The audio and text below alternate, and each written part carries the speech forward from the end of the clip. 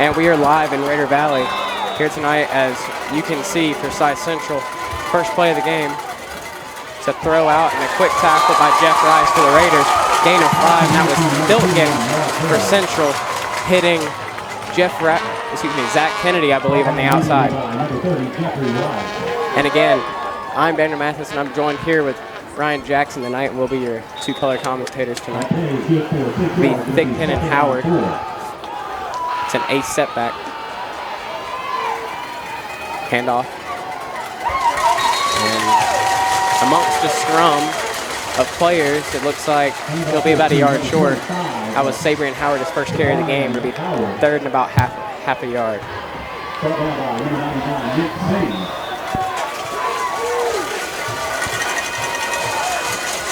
Just coming into this game, Sabrian Howard leads the region in rushing yards.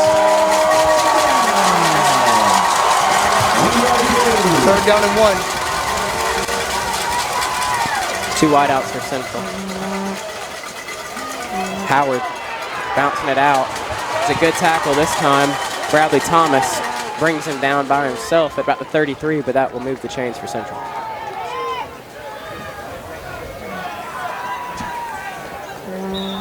Howard on the carry.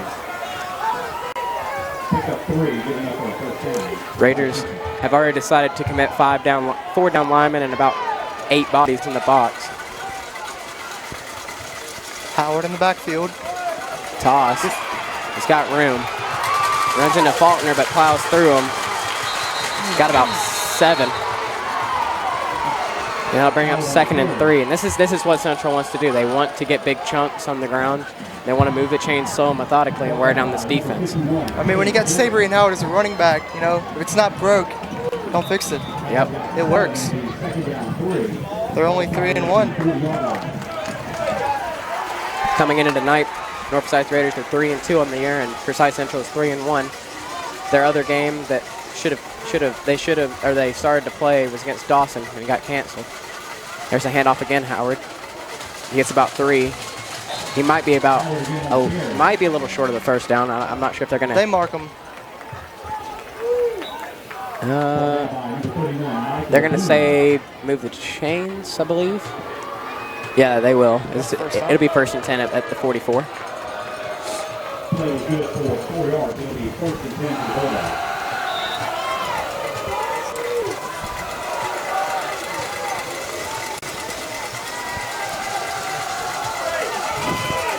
So Central, motion again in the backfield.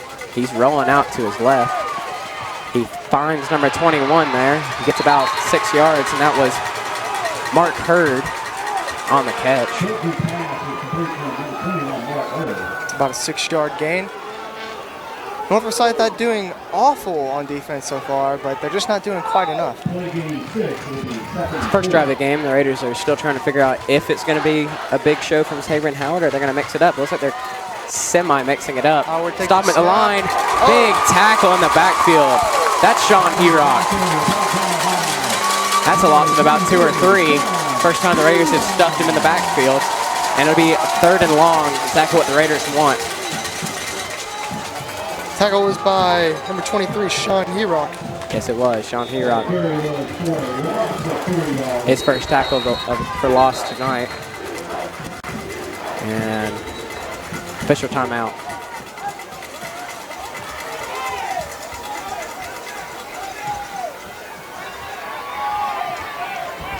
After that 3-yard loss, it'll be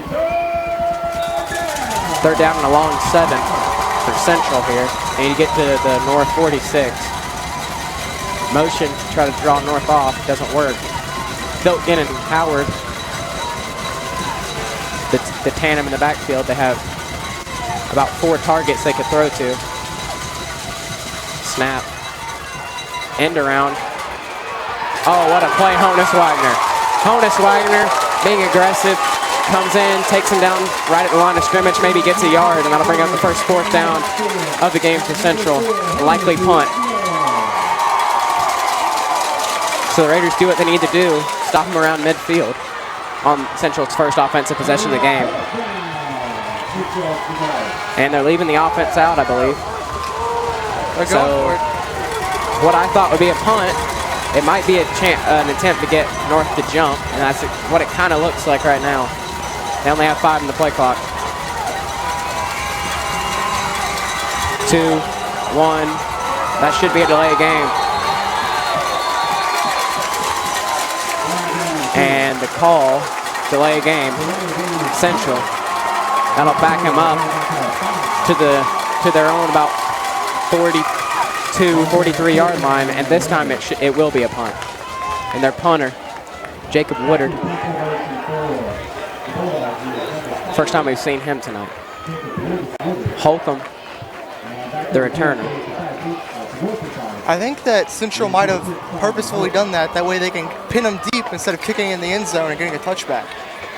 That's what it seemed like to me. It definitely seemed like they were committed to try to get North to jump. Didn't really work. They have room to punt now. They send the house. It's high and a little short, and it's going to bounce North's way at the 29-yard line. So North will have about 70 yards to go to find the end zone tonight on their first drive. So unlike what we saw from the first time on the first drive of Central, a lot of run with a little bit of pass, we're probably expecting a little bit of the opposite for North. A lot of pass mixed in with some run. Although Griffin Heffington last game at home had 4 touchdowns to help North win, and it will be him and Bales in the backfield. Bales looks to the outside. It's batted down at the line of scrimmage. North Forsyth defense got a good stop on that last drive. I mean, hopefully that can set the tone for the Raiders tonight. So Jackson Leak on the pass deflection for Central. 2nd and 10. Bales has 4 wide.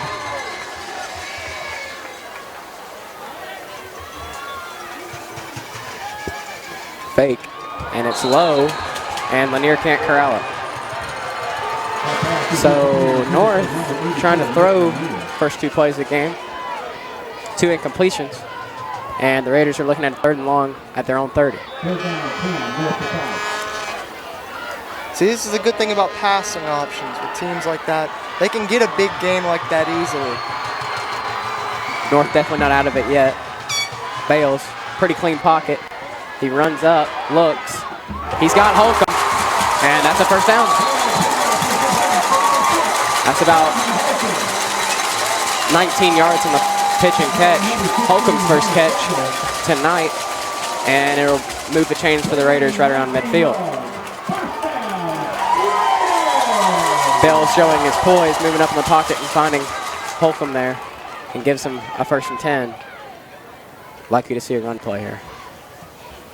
Nope, Bales is still going to pass. He's looking over the middle. Oh, man! Holcomb wants a flag, and they might just say that their feet got tangled up, and that's what it looks like the refs believe. So it'll be 2nd and 10. It was definitely a realistic shot there from Bales. He threw it well.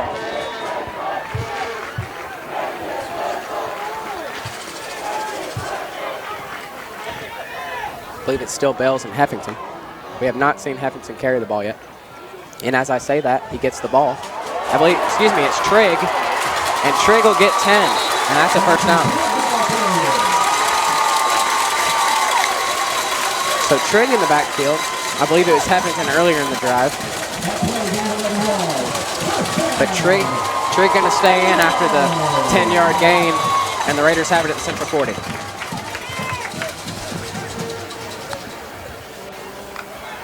Bales with plenty of options to his left. And that's where he throws it. Holcomb on the screen. He's got room. He gets about 10. And these are the kind of these are the kind of chunks of yards North is trying to get all night long.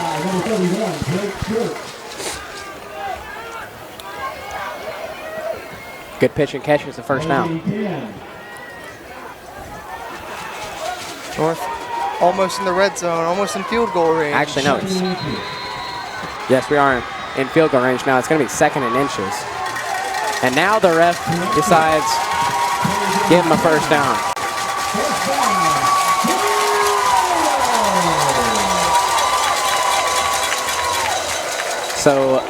With about half the time elapsed in the first quarter, Raiders are driving. Holcomb motioning to you. There goes Trigg. Trigg tearing it right up the middle of Central's defense. Gets another 12.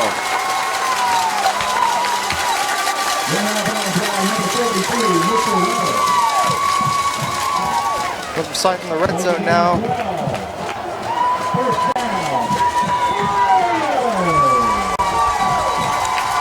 So a good start for North.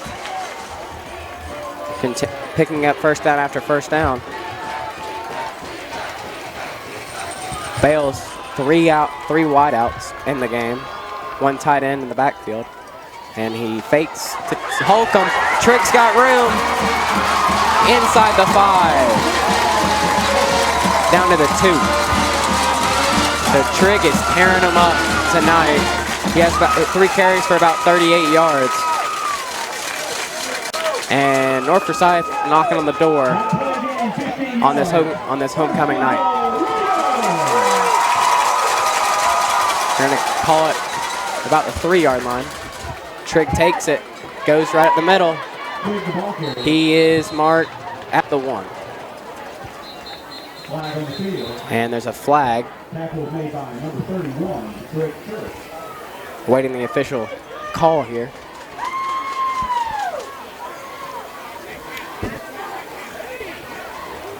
North Forsyth linemen are clapping, so it looks like it's on Central.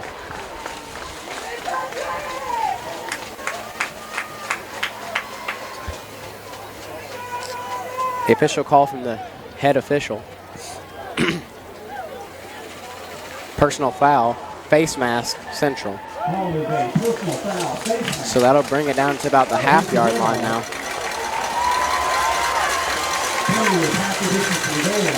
And it wouldn't surprise me if they hand it right back to Trigg. Maybe even with Bales in the pistol, it's probably going to Trigg. That's where it goes. Trigg plows. They're gonna call him short. About as close as you can get and not get in. And due to forward progression, it's still at the 1-yard line. Yep. And I believe it's second down because of that personal foul penalty. Bringing in Carter Mulligan, the second-string quarterback. This is likely a sneak with Carter Mulligan. That's exactly what it is. They plow. He's got it. Yeah, and there's the call from the near side official. It's a touchdown, Raiders.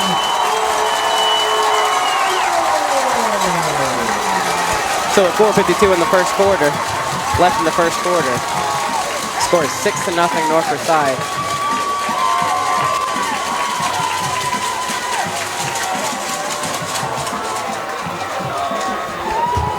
And Holcomb checking the look. Oh, they like the look. Holcomb gets in, that's 2. Holcomb lost his helmet on the play, as it could have been a cheap shot, but he gets in and it's 8-0.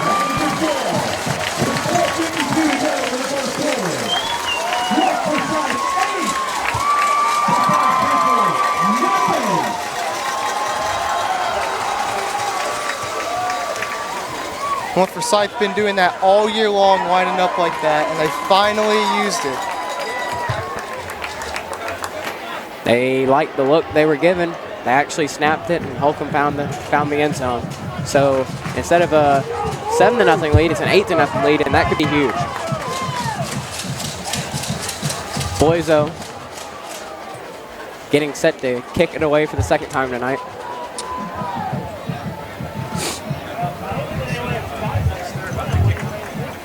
So we got Blake Wood and Hunter Cagle back to return for Central. Blake Wood on your far side, Cagle on your near. Boizo kicking it from North 40. And it's deep. That is crushed to the goal line.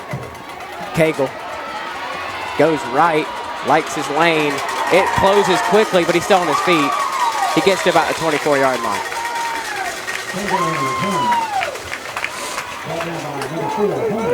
Honus Wagner, his second good tackle tonight, brings him down. And Forsyth Central, for the second time, gets the ball inside their own 25-yard line.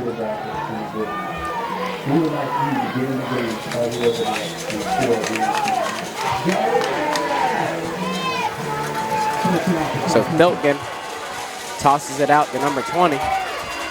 He's got a little bit of room. He stops, he cuts back. And he has room.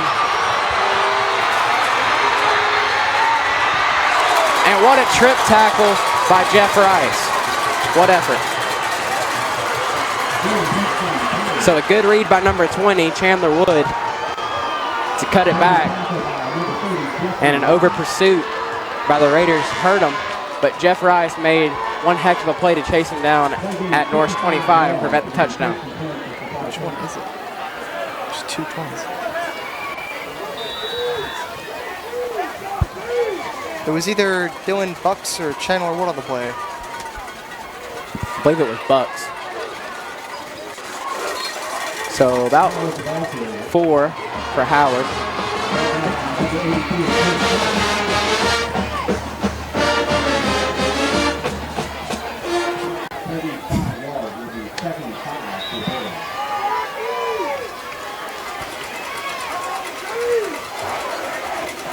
So after the long first play of the drive, Raiders keep it manageable. Only 4 on the second, and Howard the lone setback. It's a fake. Biltgen throws, and it is caught by the tight end, Josh Wyrock.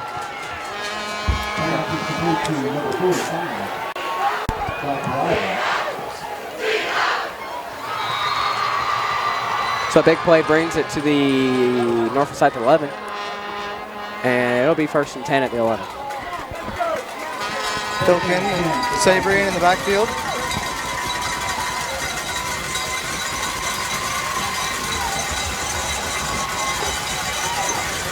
Six seconds on the play clock.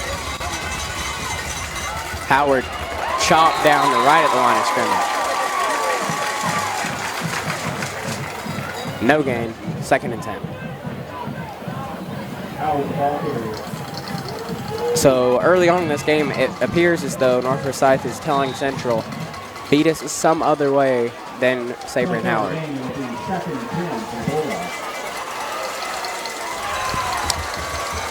Howard again in the backfield.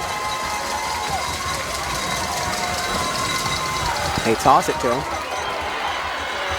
He gets about 4 or 5 on the carry.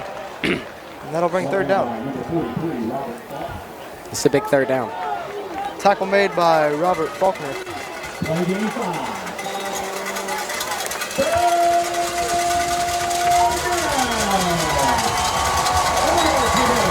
Central looking run.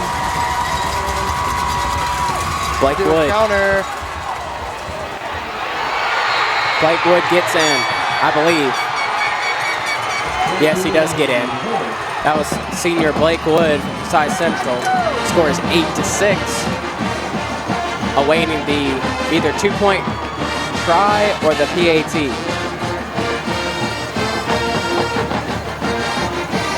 Central doing something rather similar to North. Looks like they're going to pass it to Howard and kind of do a screen pass in there. Or maybe just direct snap it. And they're gonna move it back, set up for the extra point, and just take their 1 now. For Christian Pantino. And it's good.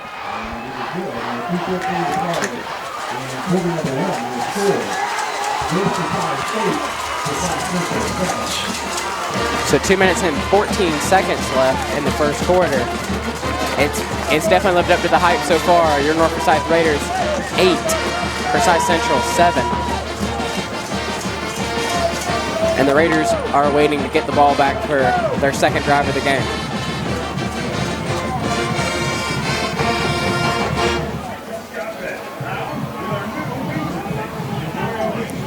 Both teams looking very similar so far in the first quarter. I mean, they both had one good offensive drive and one good defensive. I mean, they're about dead even in pretty much every aspect. North Forsyth achieving what they want, a balanced offense, and Forsyth Central using the ground and pound and getting a ton of yards so far. Trigg and Holcomb back to return. Christian Patino off to kick it off for Central.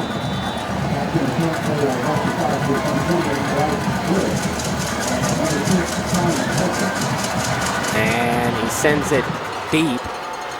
Trigg muffs it, but it's going to be a touchback.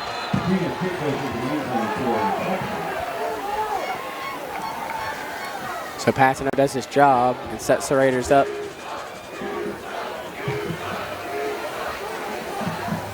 Back at their own 20-yard line. So Raiders went 70 yards in their first drive, looking to go 80 tonight. 80 this drive. And it'll be Bales and Trigg. 4 wide for Bales if he chooses to throw. And they play action. Nick Lanier right there. And he gets about 10. So a quick spacing call. A bunch of short curl routes by the Raiders. Nets and 10.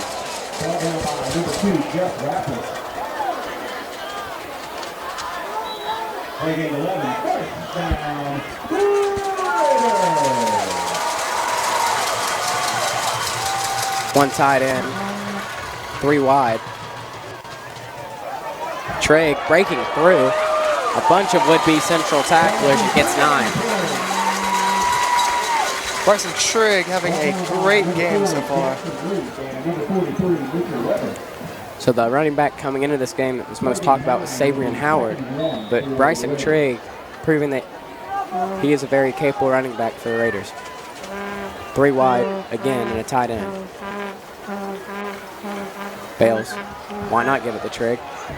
Trigg gets about 2, but he gets the first down.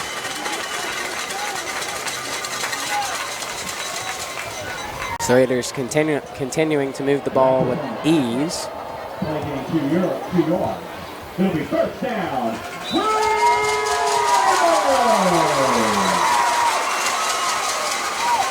Tight end 3 wide. There's Heffington for the first time tonight, I believe. He gets 2.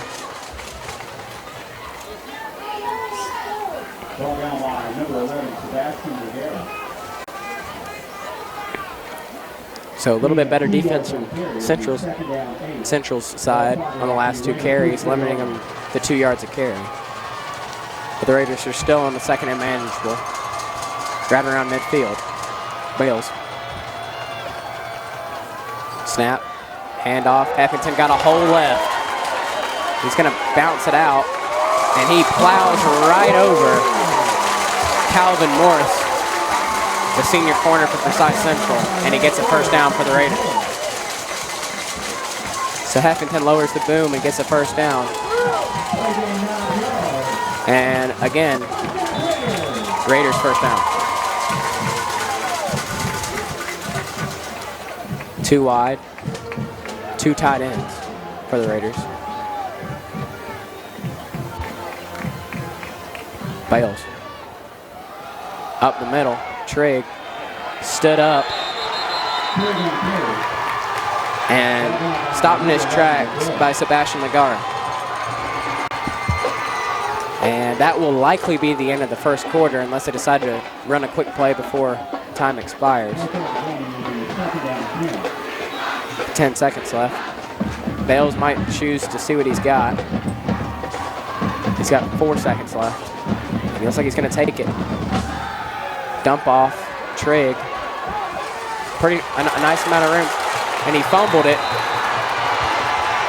And looks like Central recovered. And Central does recover.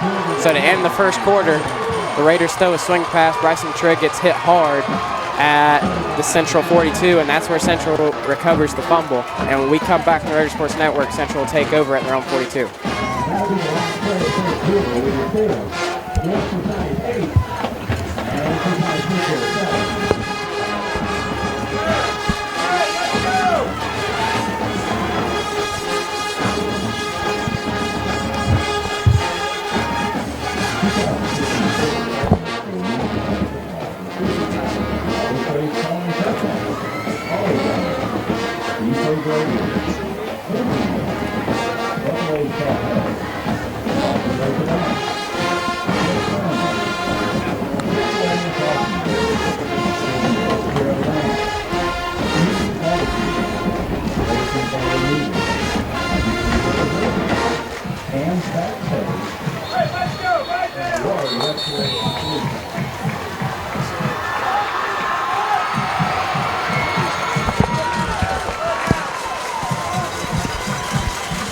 So we're back on the Raider Sports Network. 12, just at the start of the second quarter here. Raiders lead 8-7. And at the end of the first quarter, we had the first turnover of the game, a North Forsyth fumble that will set Central at their own 42. And it looks like a pass. That's what it is. Screen. But he is stood up by Bradley Thomas. No gain, maybe even a loss of 1. Mark Hurd was the receiver on the play. Bradley Thomas breaks off a block and makes a big play to force 2nd and 10. And North Forsyth can get one negative play per 3 downs. It's hard for Central to get a first down. And stops him in his tracks. Blake Wood, no. Raiders gang tackle him at the 40. And just like that, it's 3rd and 10. Towards the ball carrier. Ball down by a host of Raiders, led by number 21, Robert Bishop. Bishop, the senior safety, gets his first tackle of the night.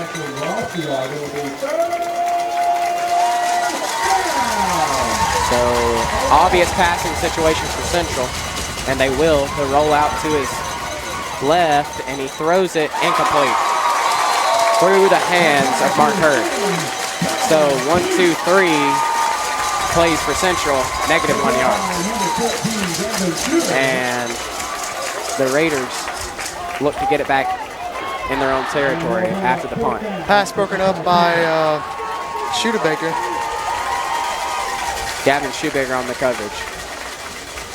And Holcomb will be the return man. It was a relatively short punt the last time they punted. This is Woodard's 2nd punt of the night. Punting for Central, number 5, Jacob Woodward.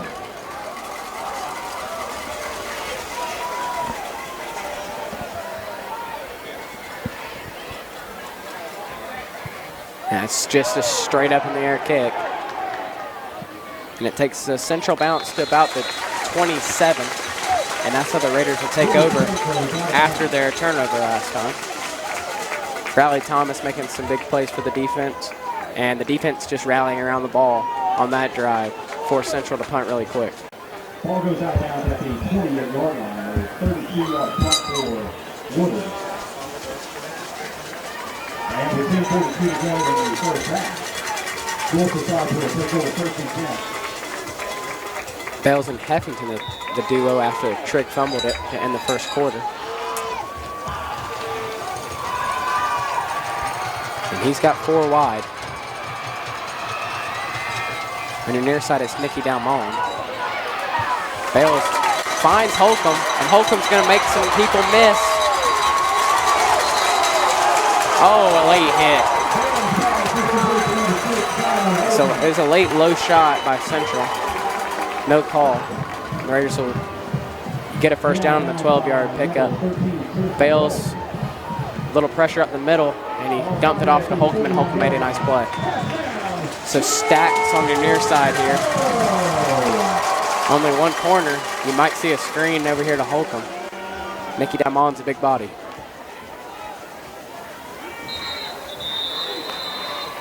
And a flag. Offsides, North Forsyth, what the referees are signaling.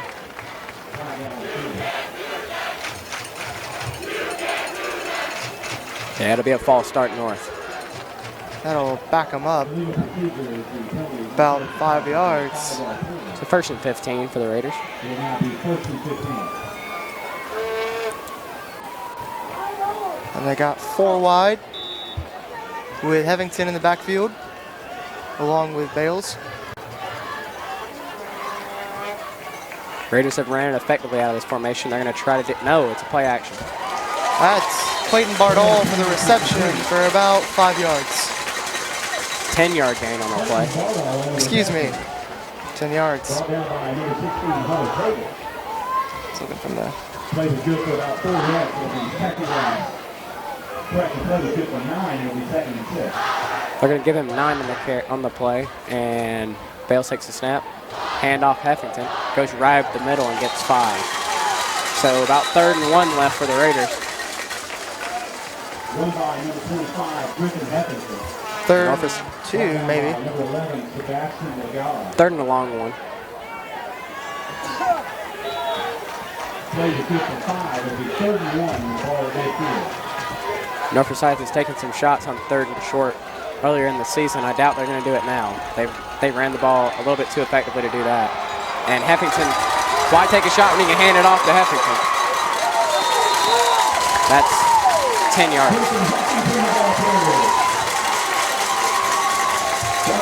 Number 4, Calvin Moore.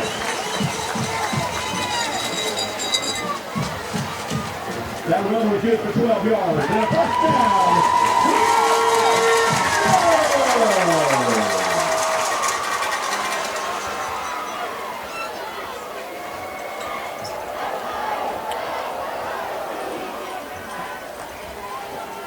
And Bales looks deep down at the right sideline.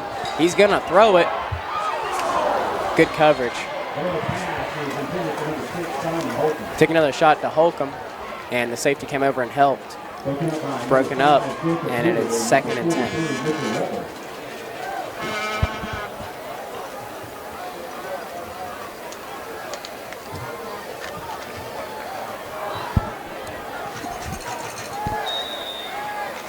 So 2nd and 10. 2nd down 10. At the Central 39 for the Raiders. They only have about 10 seconds in the play clock. They get the call line. Bales. Heffington. And any running lane was quickly clogged. He loses a yard or 2, and it'll be 3rd and 12. Heffington ball carrier brought down by number 54, AJ. It's now an obvious passing situation for the Raiders. They're not quite in field goal range yet. 3rd down 12. They definitely have the threats to get a first down, though. He looks left, looks back right. He bails out right. He's got him. Oh, man, it hit Trigg right in the hands.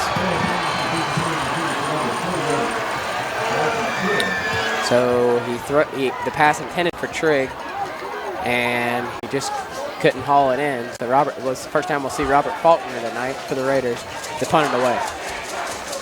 That'll bring a 4th down for the Raiders.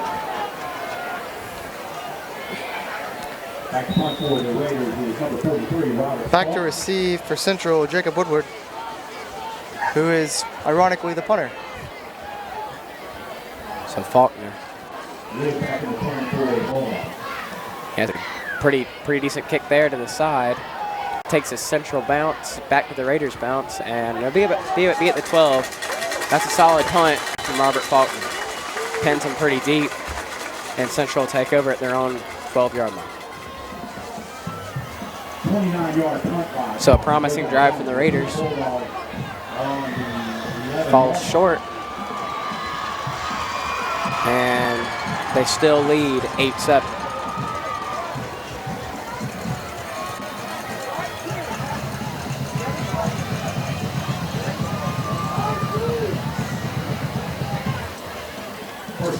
Howard in the backfield, 3 wide. And they run it. He stood up right where he crosses the line of scrimmage. I believe that was Bradley Thomas again.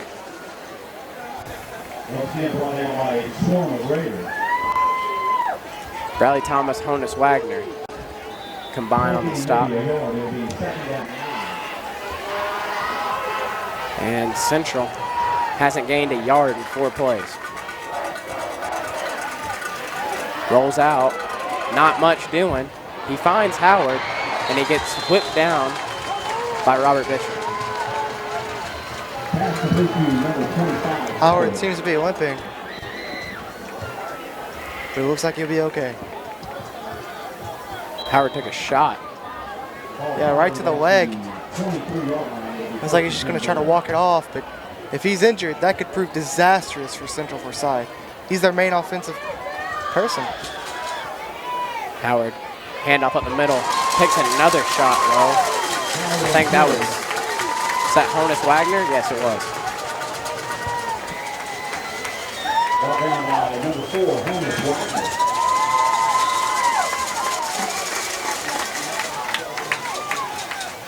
Even 3 on carry, it'll be 2nd and 7 for the Only one wide receiver.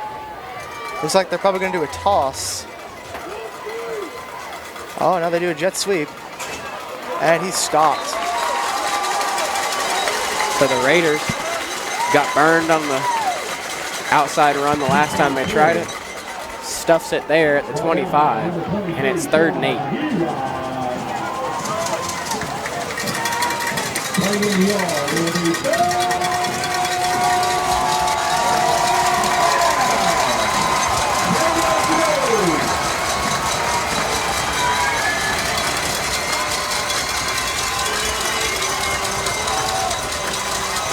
Running out of time on the play clock again. Dilton, the quarterback with Howard. He's looking to his left, scrambling left, and man, does he have room. And they got about 25 in the run.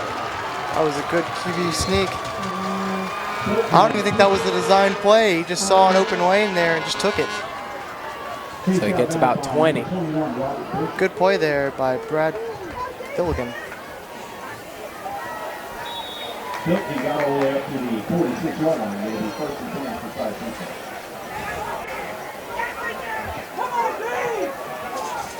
So the defense making 2 big plays on 1st and 2nd down, not able to capitalize on it. They toss it to Blake Wood, and they seal it off pretty darn well. They only get a yard. Lead on the carry, brought down by number 43, Robert Faulkner. So far from Central, we've seen 3 plays, pretty much. They got a toss, a run up the middle, and a screen pass.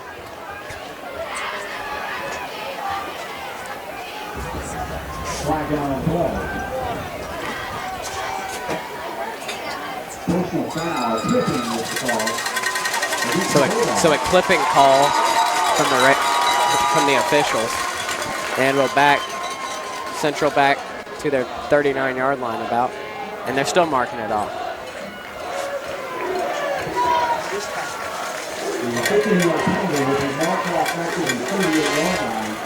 38-yard line is the official play.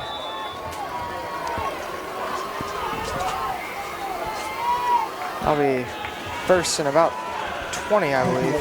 First down, 18 to go. 18. Oh, huge pressure up the middle. And Hurd gets back to about where they were after the end around from Blake Wood, and it'll be about 2nd and 10.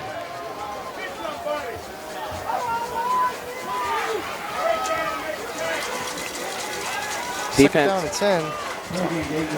2nd and 10. Defense has played rather well so far, only allowing one play over about 25 yards. So, and they've held Sabrian Howard in check. As you can see, he gets about 3.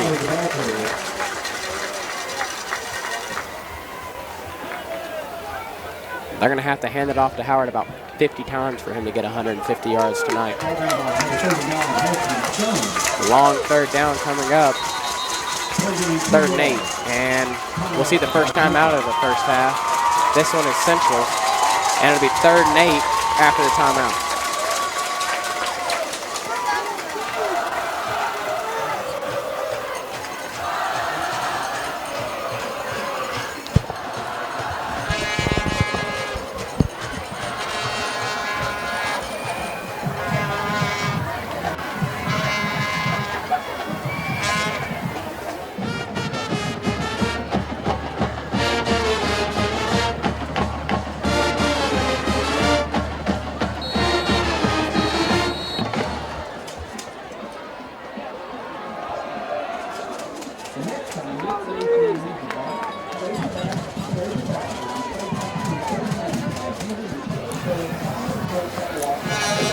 We're back. It's 3rd and 8. Central Forsyth looking to pick up a first down. Howard in the backfield with 3 wide receivers. Looks like at the pass. Pressured. And fumble. Recovered by Central. It's a great play. I'm unaware right now of who made it.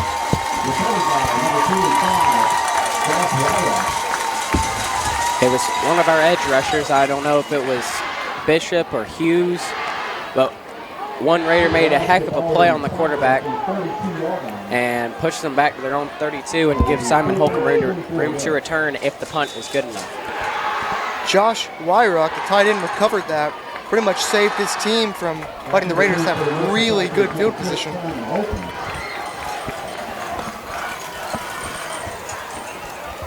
And another high shank kick. Wow. Is that about, what was that? About a 10-yard punt? So the Raiders are going to get it after the 10-yard punt. Didn't really think I was going to be saying that tonight. And they'll have it at their own 45, at Central's 45-yard line, excuse me.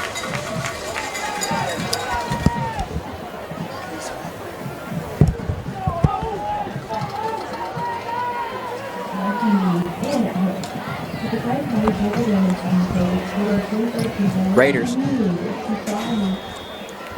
have 4 wide out, and a can't really tell from here, but I think it's Heffington. It is Heffington.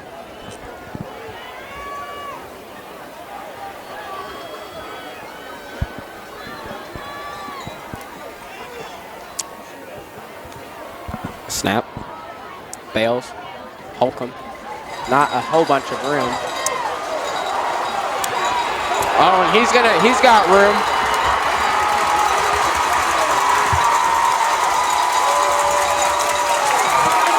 What a play, Simon Holcomb. A screen that looked like it had no room turns into a 31-yard gain for the Raiders.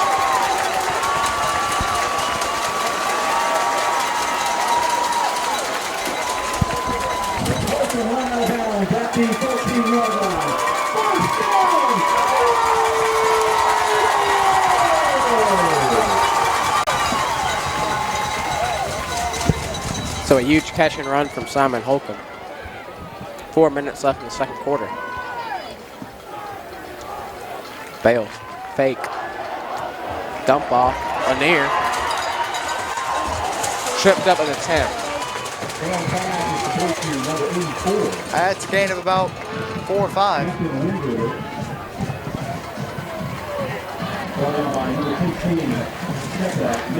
Catch was by Hampton Whitaker.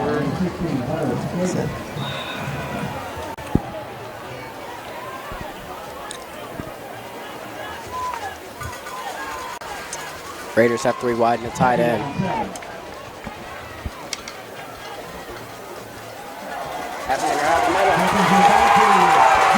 There's his 5th touchdown in the last 2 games at home, and the Raiders will take a 14-7 lead before the extra point.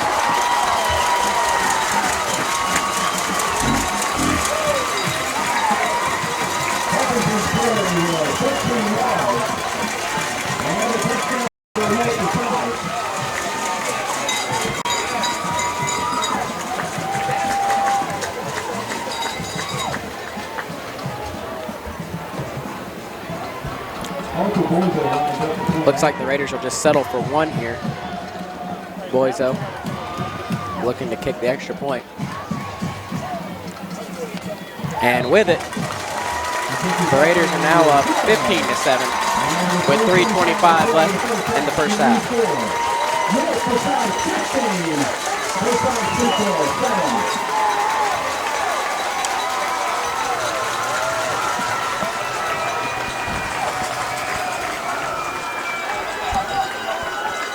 North Forsyth so far staying one step ahead of Central and applying the pressure to the road team, which is huge. And Central struggled on offense recently. Haven't really moved the ball on the ground, and their quarterback looks uncomfortable.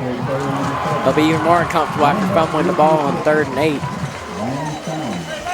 So it's definitely an opportunity where the Raiders could force a mistake and get up even bigger going into halftime. And remember, they do get the ball to start the second half. Northern Boyzo to kick it off for North Forsyth. You got Blake Wood and Hunter Cagle back to return for Central.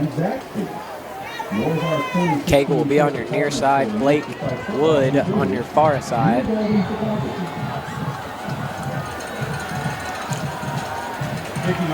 And we have not seen in the past few games any pooch onside kicks from the Raiders. I don't know if this is the time to use it or not. I believe Boyzo is just going to kick this one deep.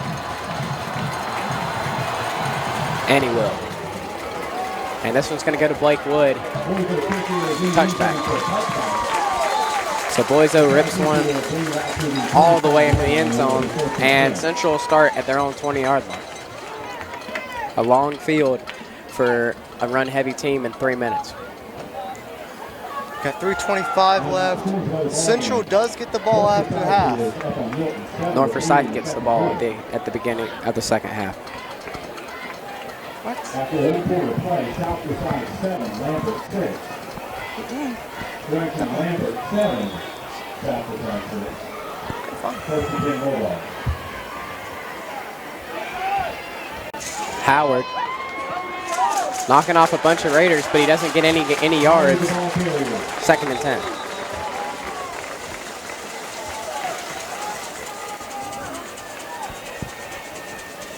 Swarming tackle there by the Raiders.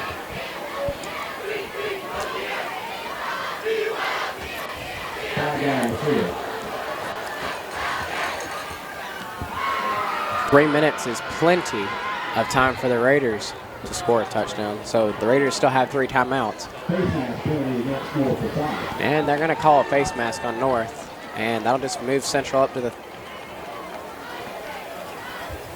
35, I thought.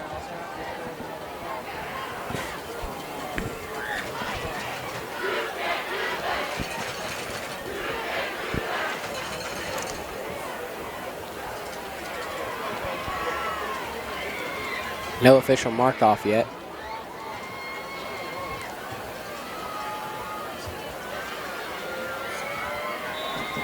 And is it only a 5-yard penalty? 5-yard penalty. Okay.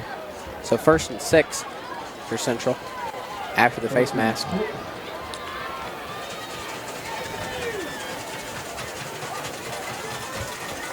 And they're going back outside with Bucks.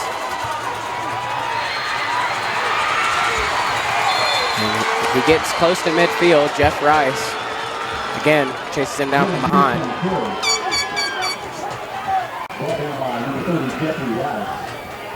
So 3 minutes, 6 seconds at midfield for Central. They have about 50 yards to go to the end zone.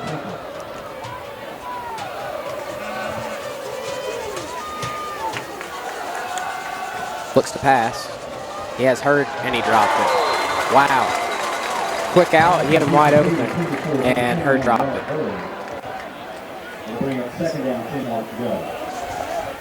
So a drop pass leads to a 2nd and 10.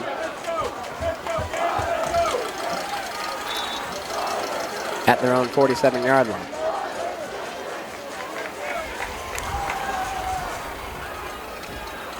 Two receivers for Central. 3 backs in the backfield with the quarterback. They sent double motion flag, dump off. It's going to be an illegal procedure, so more than likely the Raiders are going to take a 2nd and 15 instead of a 3rd and 3. And illegal motion is the call.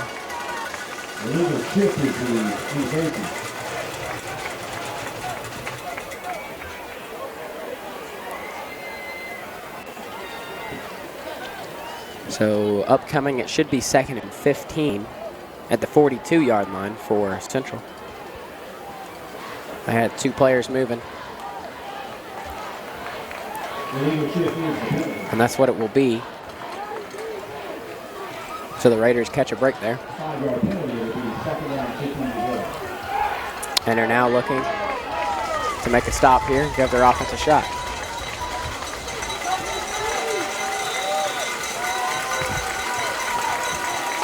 Four wideouts. Howard in the backfield. And they're looking to throw. It's picked. It's picked off. It's picked.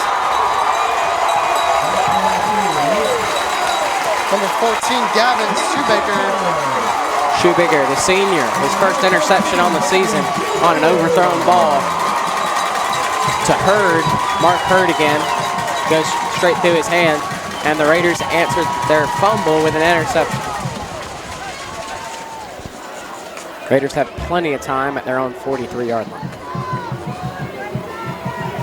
All five at the 43-yard line. First down,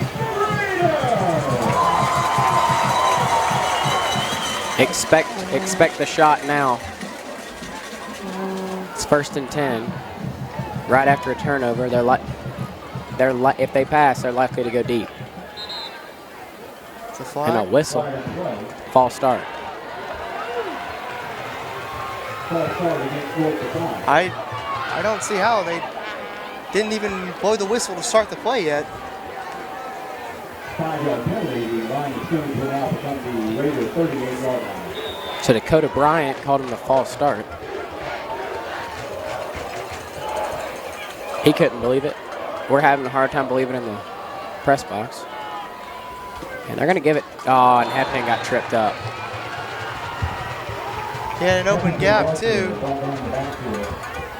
Central gets two good breaks. You know, they got that penalty and a trip. Let's see if they can capitalize on that. So 2nd and 17. Bales, Heffington, still the tandem in the backfield. So Raiders are more than likely going to have to throw a pass, or they might just continue to run the clock out. Quick slant. I think that's Charlie Aiken, his first catch on the night, and it is. Pass is complete to number 5, Charlie Aiken. So good throw by Bales. I'll bring it back to the original line of scrimmage. 3rd down and 10.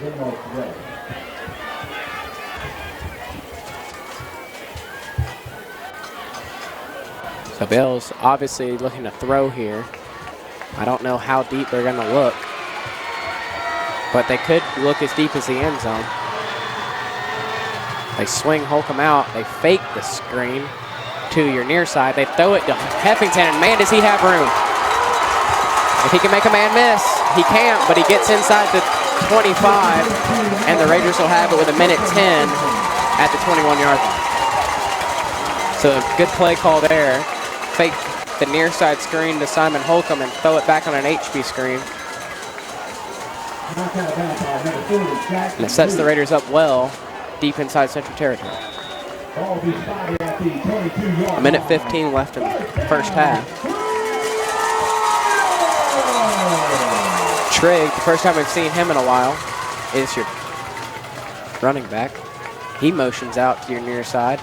Bales looks to your near side. Can't find anything. Runs out of bounds. Late hit, maybe. No call on a late hit there. So I guess they figured it was a natural grab and takedown. Both Forsyth fans not happy about that one. A lot of unrest in front of us. 2nd and 7, just inside the 20. So the Raiders in the red zone. 1:06, plenty of time. They have 4 wide. Going Forsyth easily in field goal range here if it comes to that. And it's false start on North Forsyth.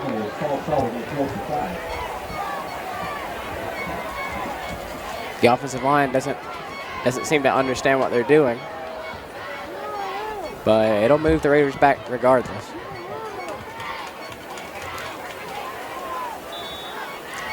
So 2 false start penalties on the drive. The first one not as harmful.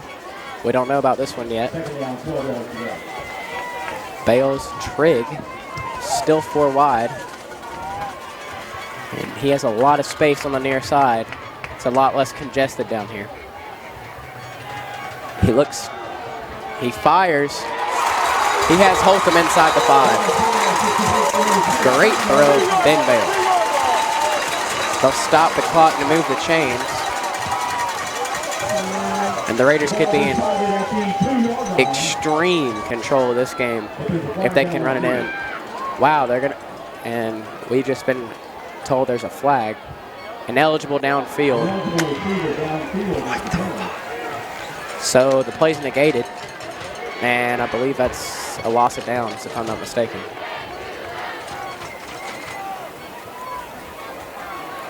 So ineligible receiver. I believe it might still be second down. It is second down. It's just a 5-yard penalty. So a very long second down. Well, Forsyth has effectively ended their momentum.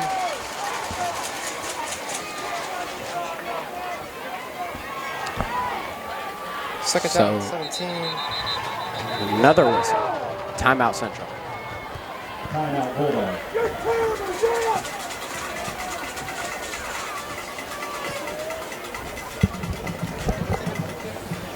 Take a break.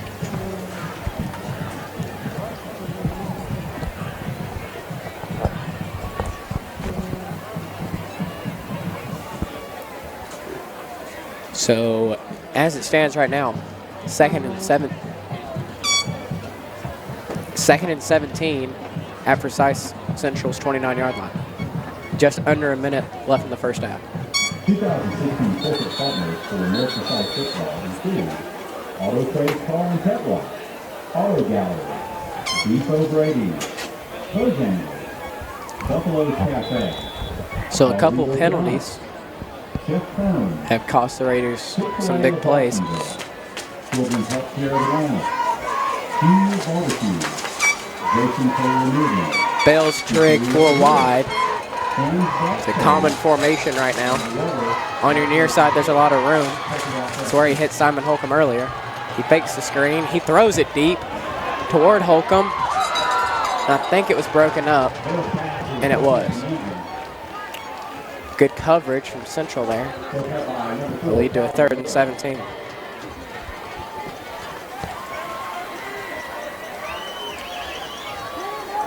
.49 seconds left. So although North Forsyth has moved the ball well this drive, it doesn't seem like they have much momentum because of the penalties. But the Raiders can change that with a big play here. And Bales, give it to Trigg. Trigg, he's going to get a couple yards instead of the field goal unit, which is big. It'll bring it to an 11-point game with a successful field goal. And they're going to run the clock. Why not? Maybe Kraft decides to go for it. I have no idea. Whatever they are deciding to do, they're either running the clock all the way down or they're really hurting themselves. They're going to try to go for it.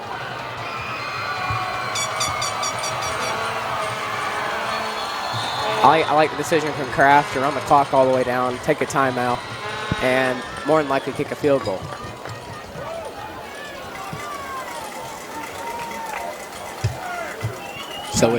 So with only 8 seconds left, the Raiders will look to put 3 more points on the board going into halftime, and will look to add to it to start the second half.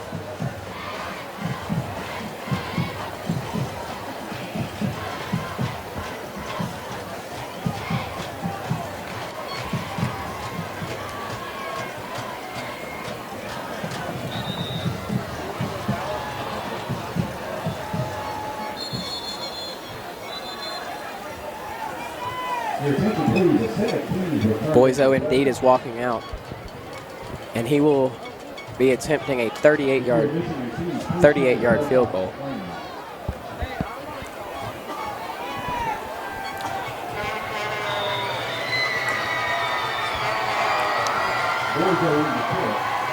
So it's not a chip shot for Boiso, but it's definitely not at the end of his range. And they're gonna try to ice him. Why not use their last timeout? So Central calls their timeout, and it is still 15-7. Awaiting Boiso's kick.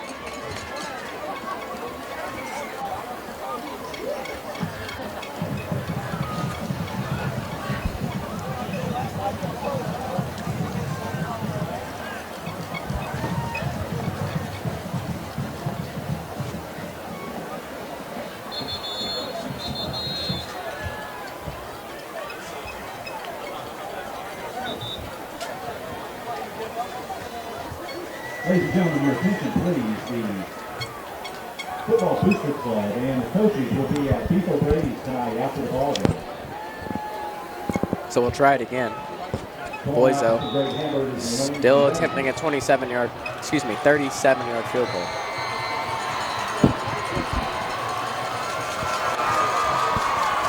Definitely makeable.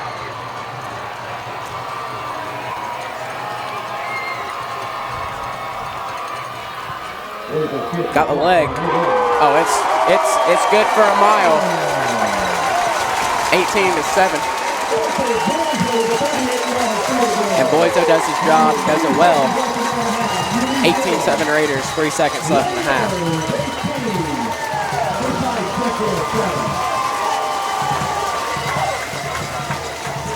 Ladies and gentlemen, check out the halftime. We will celebrate the North Forsyth 2016 homecoming. Only 3 seconds left. Central looking to possibly return it. North Forsyth will likely kick a squib up the middle. No way North Forsyth kicks this deep. They might try for it. Arthur Boiso has kicked the touchback almost every single time.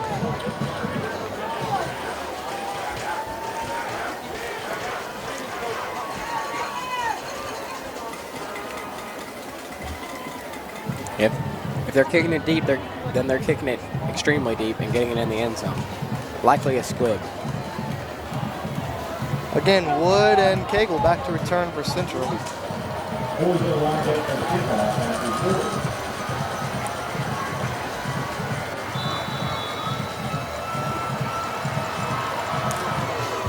That's exactly what it is, a squib.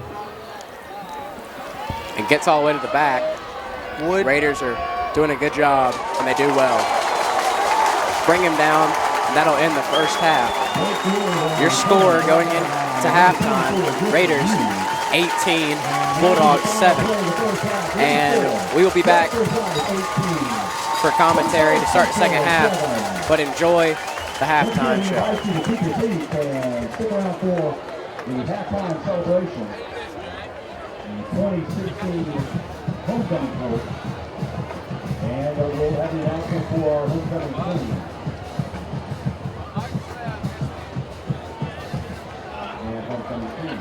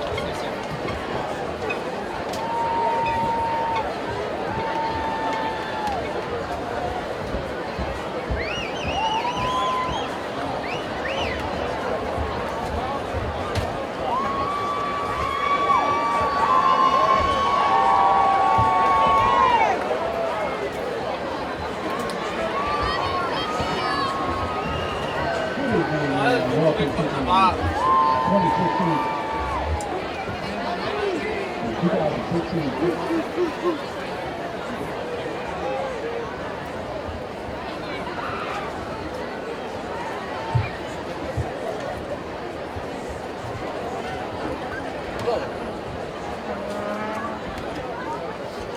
got swords.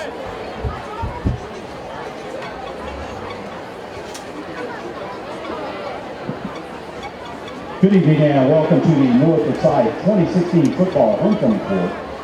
We are happy you are here to celebrate this exciting occasion with us. Please join me in welcoming the North Forsyth Marine Corps Junior ROTC Sword Arch.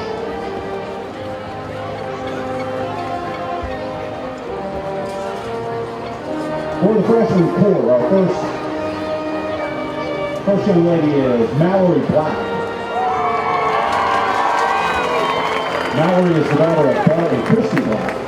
Mallory is involved in travel softball and high school varsity softball. She enjoys drama, art, sports, and fitness. Mallory aspires to play college softball at four-year college. Mallory is escorted by her father's bar. Thank you, Mallory.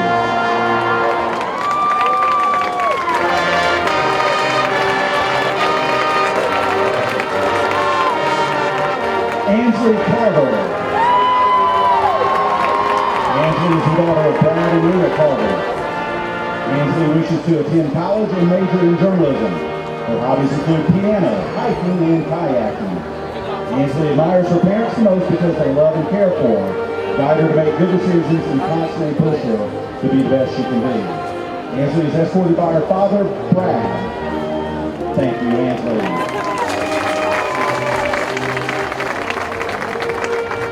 Sophia de Oliveira. Sophia is the daughter of John and Jennifer, John de Oliveira and Jennifer Waldrop. Sophia runs track and plays basketball. She is also involved in Inside Out at Brownsbridge Church. Sophia hopes to attend college on a basketball scholarship and study to be an attorney. Sophia is escorted by her grandfather, Harold. Thank you, Sophia.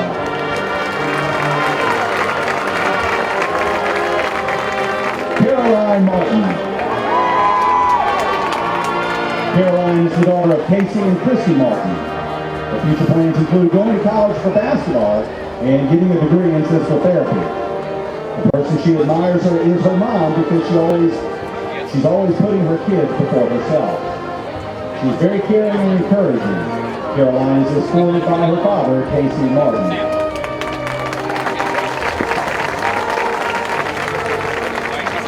Representing the sophomores, first is Brittany Barr. Brittany is the daughter of Richard and Anita Barr. Brittany is involved in Inside Out at Brownsbridge Church, the 4-H Club, Young Life, Art Club, Simple Charity, and FCA. Brittany wishes to attend college and possibly go into the medical field. Brittany is escorted by her father, Richard. Ladies and gentlemen, Brittany Barr. Next is Candy Biddle. Candy is the daughter of Gardner and Michelle Biddle. Candy attends Good Shepherd Church and enjoys visiting nursing homes and volunteering with Resurrecting Hope. She admires her sister Caroline the most because she is her rock and her best friend. Her sister is always there for her and gives her advice when she is lost. Candy is escorted by her father, Gardner. Ladies and gentlemen, Candy Biddle.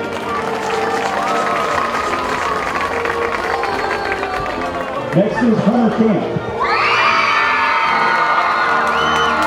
Hunter is the daughter of Brandy Holcomb. Hunter participates in football cheer, tumbling, student council, FCCLA, and FCA. Hunter would like to be an ultrasound technician or a photographer. Hunter enjoys hanging out with her friends and family, hiking and traveling. Hunter is escorted by her Uncle Pat.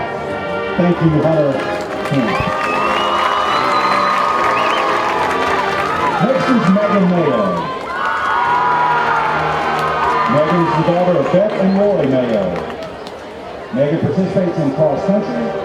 She also loves to run and sing. Megan admires her sister the most because she is a great mom and sister. Megan is escorted by her father, Roy. Ladies and gentlemen, Megan Mayo.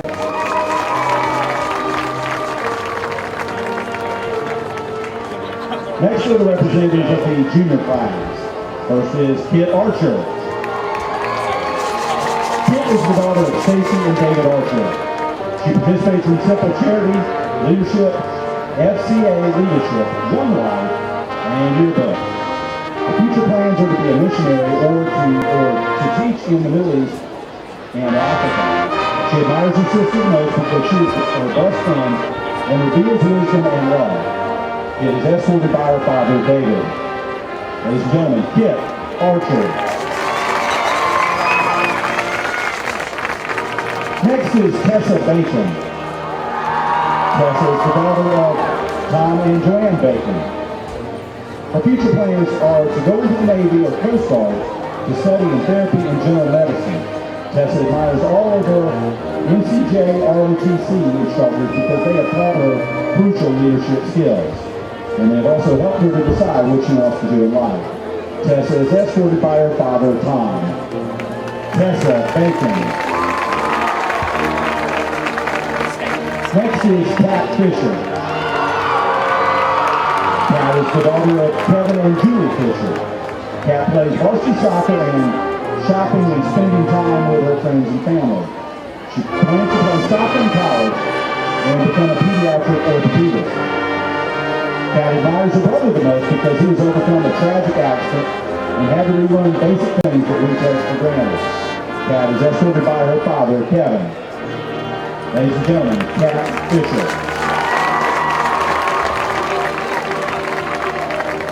Next is Sydney Grogan. Sydney is the daughter of Scott and Cindy Grogan. Cindy is involved in FCA and Simple Charity. Her hobbies include anything but sports. Sydney admires her mother the most because she's one of her best friends and has always been there for her. Sydney is escorted by her father, Scott. Thank you, Sydney Grogan.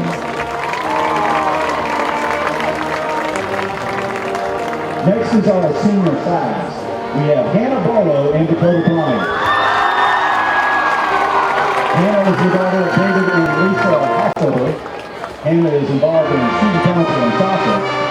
Her future plans include majoring in biology, minoring in psychology, and becoming a physician. Hannah admires her aunt the most because she never ceases to amaze her. She has a kind and caring personality and is dedicated to helping others. Hannah is escorted by Dakota Bryant. Dakota Bryant is the son of Joe and Dawn Bryant. Jacob is involved in football. Dakota is involved in football and track and field. He is dedicated to Mayfield Baptist Church and he intends to go to Lanier Tech or North Georgia. Dakota admires his dad the most because he always has his back through thick and thin. Dakota is escorted by Hannah Barlow. Thank you both, Dakota and Hannah.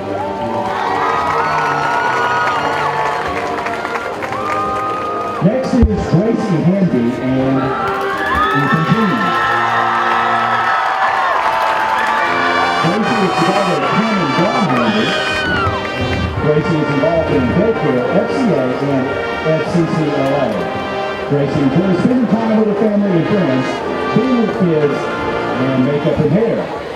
She admires her grandpa, Clinton Hanby, the most because he is a true definition of a godly man.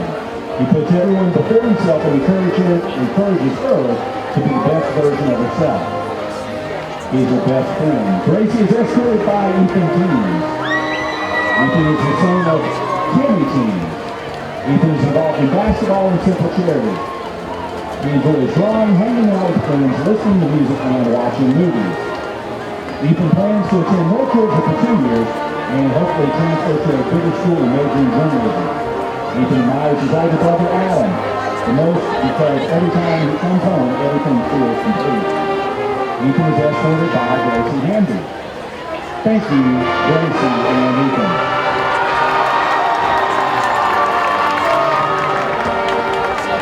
Next is Kinley Meeks and Andrew Beltran. Kinley is the daughter of Shannon and Lisa Meeks. Kinley is involved in varsity football, cheer, and student council. Kinley enjoys fashion, spending quality time with family and friends, cheerleading, and napping. Kinley plans to attend college in fall and earn a degree in nursing. Henry is escorted by Andrew Beltran. Andrew is the son of Dana Beltran. Andrew enjoys playing baseball and spending time with friends on the lake. Andrew plans on going to a technical school and learn a trade to be able to start his own business one day. Andrew is escorted by Kenley Meeks. Thank you, Kenley and Andrew. Next is Laney Winters and Bradley Thomas. Laney is the daughter of Nathan and Britt Owens. Laney is involved in the Live Club, the academic team, science ambassadors, and mentoring. Laney enjoys learning, reading, and meeting new people and petting cute dogs. Laney's future plans include majoring in communication, sciences, and disorders, and pursuing a career in speech and language pathology or audiology. She admires her grandpa Carl the most because he's a wonderful person with a huge heart. He is devout to his faith and inspires her to be a better person. Laney is escorted by Bradley Thomas. Bradley is the son of Brian and Kathy Thomas.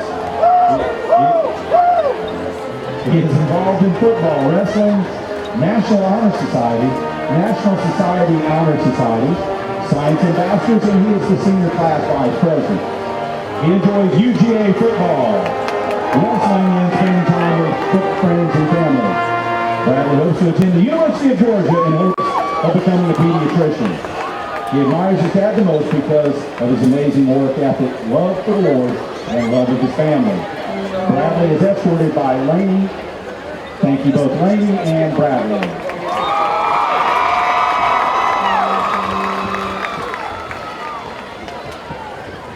And at this time, it is now time to announce and crown our winners. First, we would like to welcome back our 2015 Queen, Nina Carter. She will crown our 2016 fourth. First, this year's freshman princess is Ansley Carter. Our sophomore princess is Brittany Barr.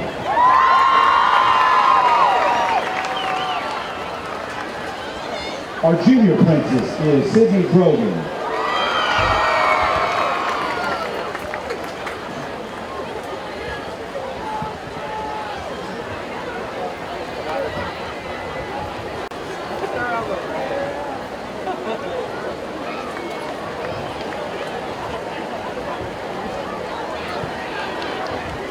Our first runner-up couple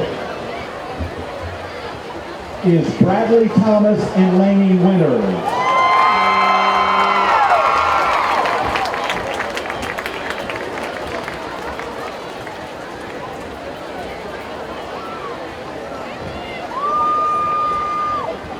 And ladies and gentlemen, your 2016 North Forsyth Homecoming King and Queen.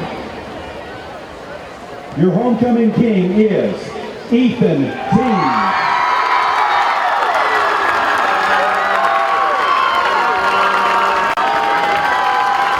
And your homecoming queen,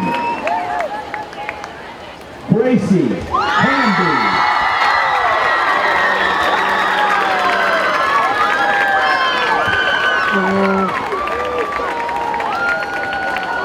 Congratulations to everyone on this year's court. A big round of applause.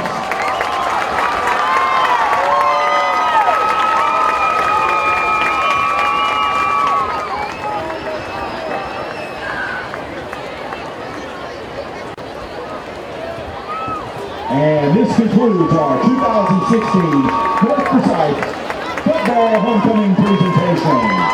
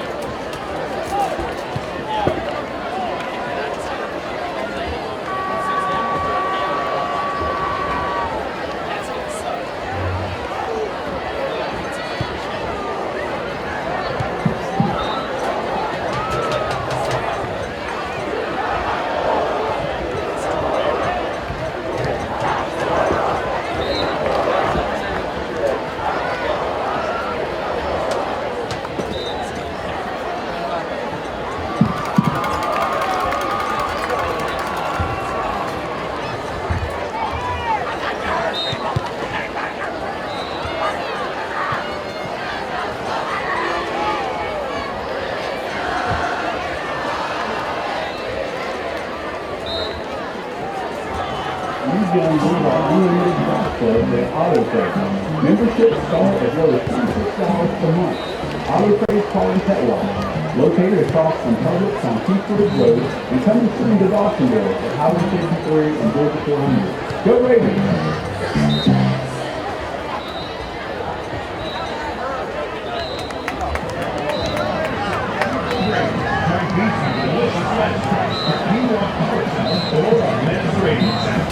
Just $6.99. Right, Grits and Sex. Get $5 off at BeefO'Brady's.com.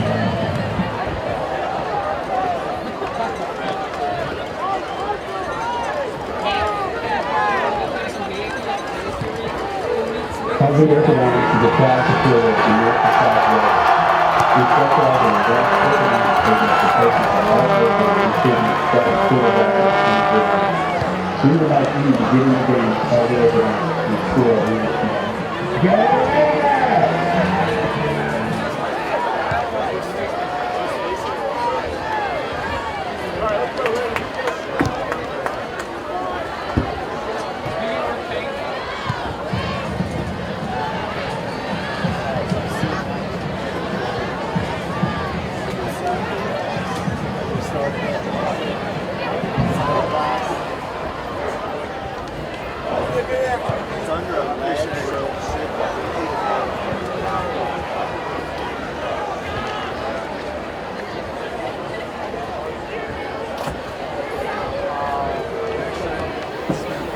We're back, Greater Valley. Approaching the start of the second half here. Your score is 18-7 leading in the second half.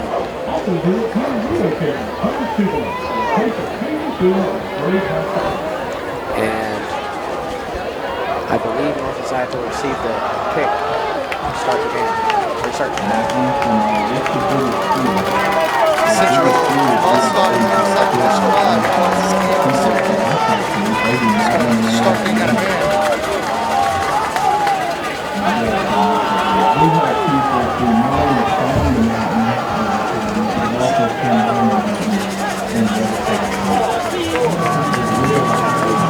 So we're likely to see Simon Holcomb and Bryson Trigg to return for the Raiders. And Central's had no problem kicking it deep tonight with behind the leg. Christian Patrick.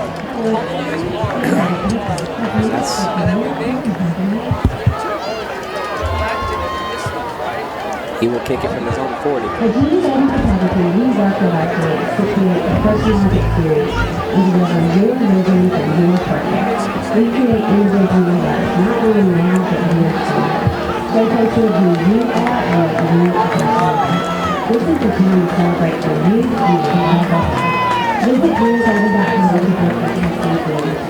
And Trigg and Holcomb indeed will be the Raider returners. Back in the time, they were trying to pull the other back and clear, and number 6, Simon Holcomb. 6 and 2, they took out for Forsyth Varsity. Here we go. It's a low, deep kick, Trigg, and they're going to call it a touchback. So the Raiders will start at their own 20-yard line on the opening drive of the second half.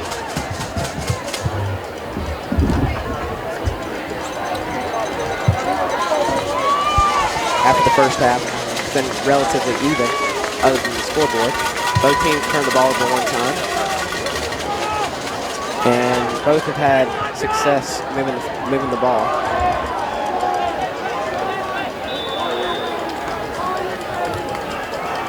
be Bales, 3 wide to the tight end. And Huffington.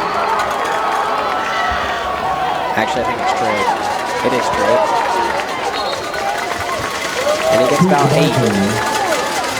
So that would be 2nd and 2 for the Raiders. No subs from the Raiders. They're going to break out into four outside targets for Bales. Central playing press coverage here. The jet sweep.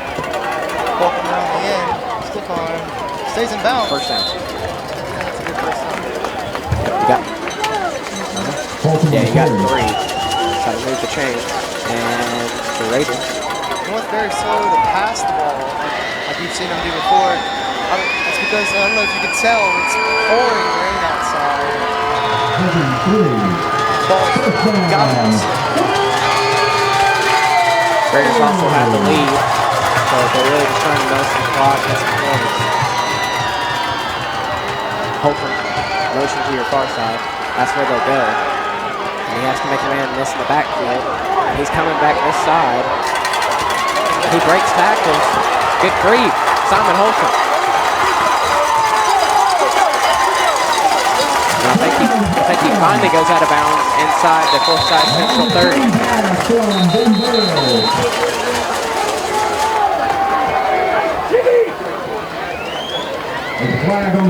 There is a flag. I believe it's going to be late hit. I'm not sure. There was a slight shove that Central made against Holcomb back there out of bounds.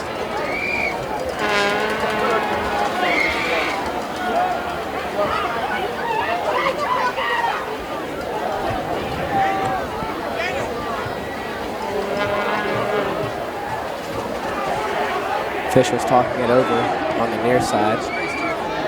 Still waiting the official decision from the head ref. And here it is. It will be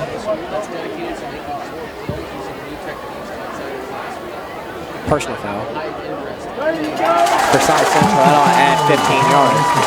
So I believe the Raiders are going to be close to the red zone here.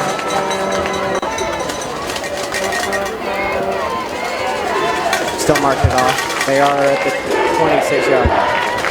The screen pass will put the 29 yards. Back on the 15-yard personal foul play. It'll be first down, 10 Raiders.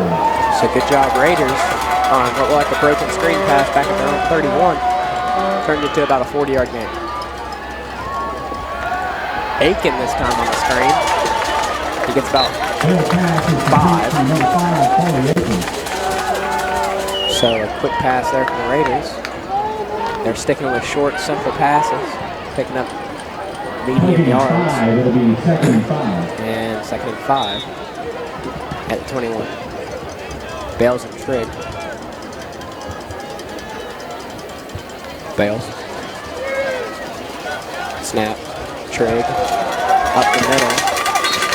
I believe he got a yard or 2. 3rd and short.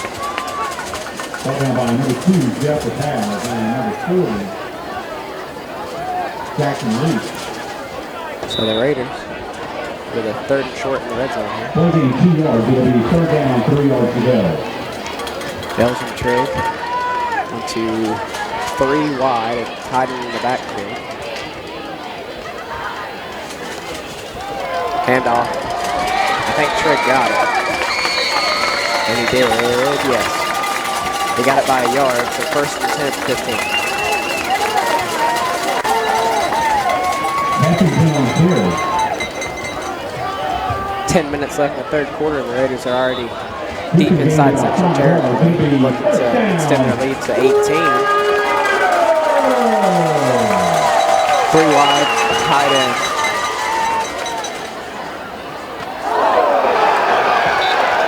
Man, huge hit in the backfield. Sebastian Ladara. That's not the first time I called his name tonight. He's made some big plays for Central on defense. That's Ross. It's a good job by Bryson Trigg to just take the loss of yards, hold on to the football, and let the Cedar go down.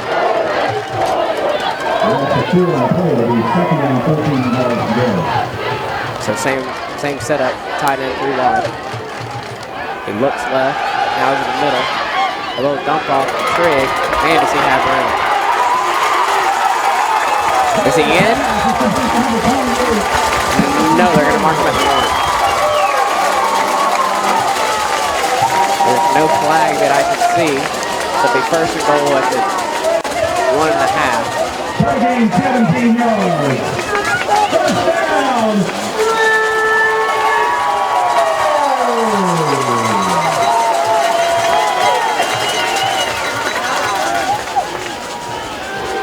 Have 10 in the backfield. One wide receiver out. And they're running up the middle. And that's a touchdown. Correction, Bryson Trigg on the touchdown. And the Raiders 24-7, awaiting the extra point. Who was Bryson? So the Raiders continuing to set up.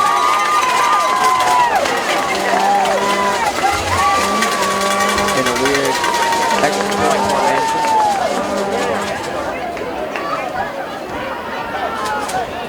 Louisville lines up at point after. And it is good.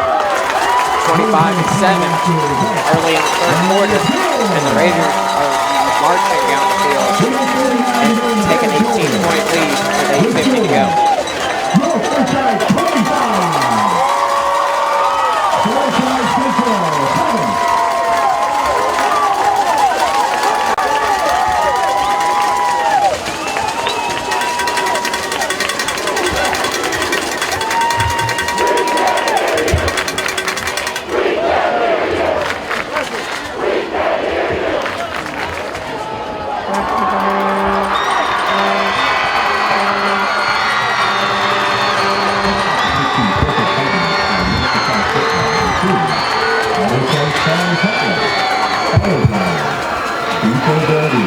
So after the touchdown, the Raiders had an 18-point lead. There will be boys that kick it off again. The Raiders have had no trouble getting into the end zone. They need to.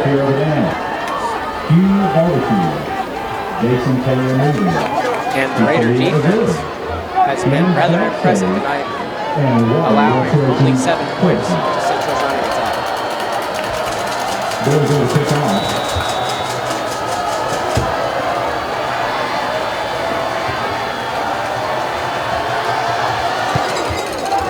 So big kick. And that's a touchback.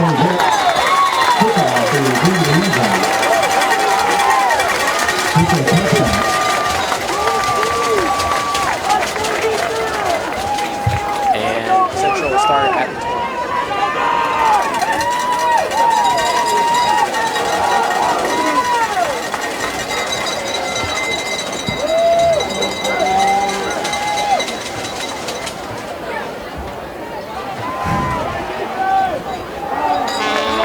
Raiders again looking to stack the box a little bit here. It's a bunch formation. They toss it to Howard and does he have room? He got 10. He got 10, but he took a shot. So the Raiders give the first down, I believe. And they do, but they laid a hit on Howard. So Central, 30-yard. It's a pass. Big throw to Blake Wood. He's out of bounds at the 45. And a little bit of a war of words from Jeff Rice and Blake Wood after the play. But Central has another first down at the 45. Central looking to score fast. They really need to. Otherwise, this game might get a little bit out of hand. It's already a 3-possession game.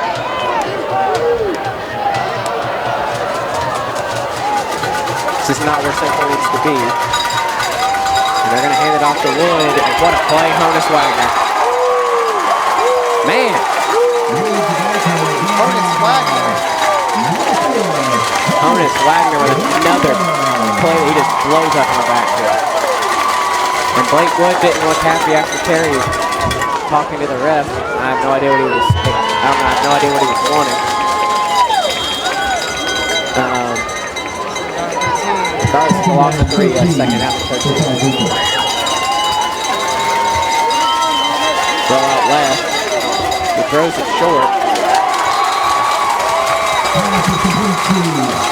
Nothing doing. And the Raiders force 3rd and 13. So a Central offense that struggles to pass the ball down the field is just about forced to here. The line of scrimmage is the 43-yard line.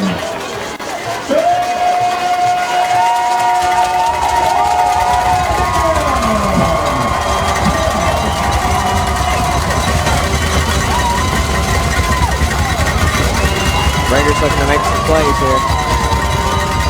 Make a big one here. Overthrew Blake Wood.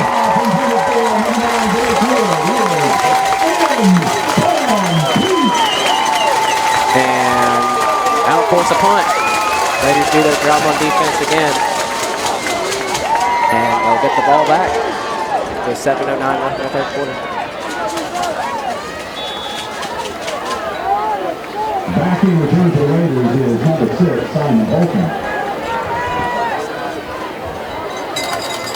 Jacob Woodward took it off the Central. I'm sure they're looking to avoid another 10-yard punt. That's not much more. Without a bounce here, yeah, that's about 25 yards on the punt.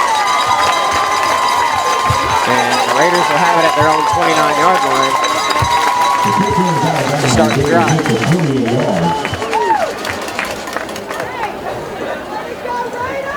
Raiders will take possession off the 29-yard line.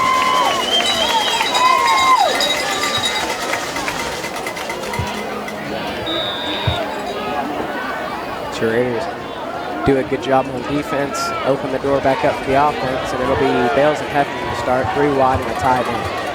We have not seen a big long pass tonight. I don't know if we will because they have the lead. Bales is going to roll out. He drops it off to Bardall. Bardall comes up with it and gets about 2 or 3. And guess who for Central? Holcomb down. Sebastian Megara and Holcomb is There's an injury timeout. Number 17, Clayton Bardall. That could spell disastrous for Forsyth in the long run. That's their number 1 passing option. Though it isn't the first time he's been injured this season. As he walks off, it looks like he's all right. He might have a cramp or he might just take a shot to his legs. Regardless, the Raiders got 2 on the play. 2nd and 8.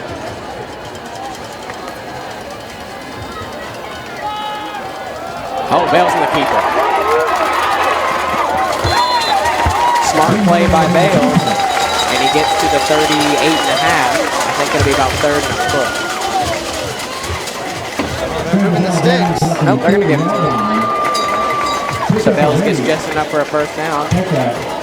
Walking at the 39-yard line, still good for a Raider. 1st down. The Raider offense, 3 wide, tight end, running back Bales. I believe it's Heffington. They'll give it to him. Comes to his near side. He's going to get about 8 or 9. And a lot of talk coming in about Central's running game. It's only put 7 points on the board, and North Forsyth's running the ball just better than Central tonight, putting up all 21 points for him on the ground.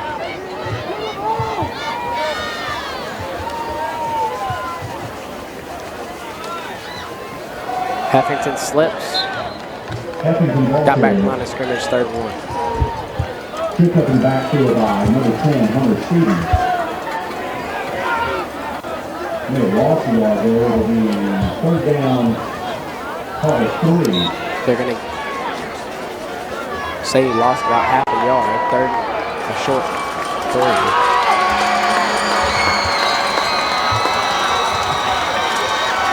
Bales gives it to Heffington. He is stuck and good grief. There he is again. Sebastian Lagarde. So Central's big playmaker on defense, Sebastian Navarro, blows up 2 plays in the past 2 drives. And this one comes on a 3rd and 3. The Raiders are going to have to punt.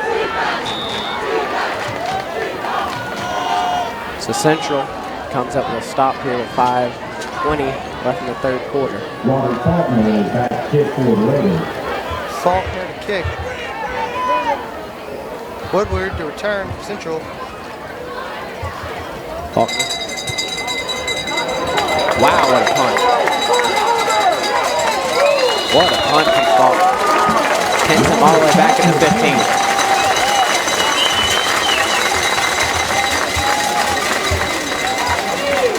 Good for 41 yards. So 41-yard punt for Robert Faulkner. And Central will have 5 minutes left in the 3rd quarter from their own 15 to start their drive and put some points in.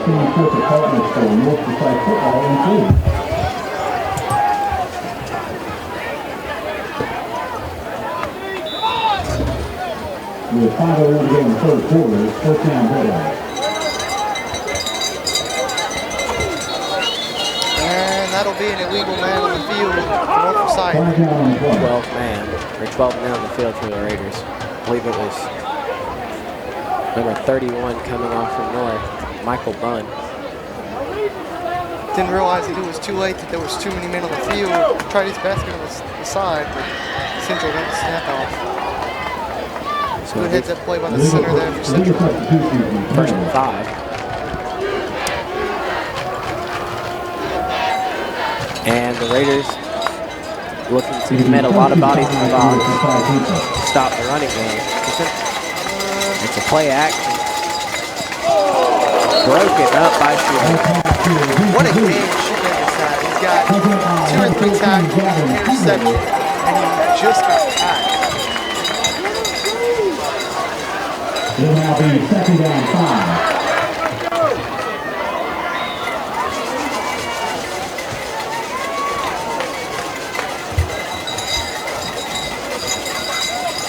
Howard up the middle. He's a yard short. Howard's the back here. Wow, they're actually going to give him the 1st down. They're like he was about a yard short. They're going to move the chains. Number 51, Cade Jensen. So Howard picks up a 1st down for Central. 5 will be 1st and 10 for 5 Central. And with 4 minutes, 30 seconds, they go with that sweep again, and it is going to get blown up. Oh, he stripped him. He stripped him, and it's North ball. Number 23, Sean Hira. As it stands, it's North ball inside the 15. And wow. They're calling him down. I cannot believe it. They called for a loss of progress.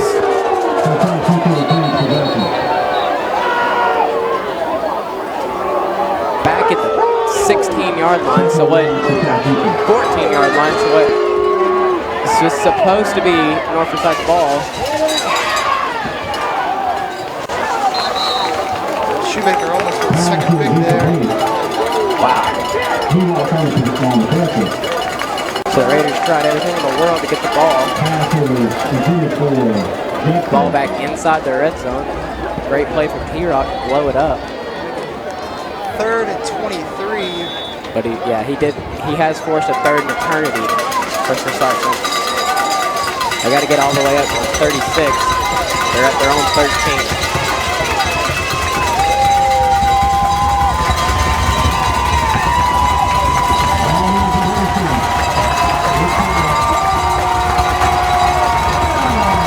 Ball start on the outside. Well, that's Mark Hurd. That's what it is. Back him up. It's 3rd and 28. Oh, they make it 3rd and very. The Bulldogs get back up to the 9-yard line. Again, they got to get all the way up to their own 36 here. Likely going to be a screen and hope for a miracle. Might even hand it off to Howard. They have 4 receivers out there, and it's loud over here on the north side of the field. Audible at the line. He looks, goes deep.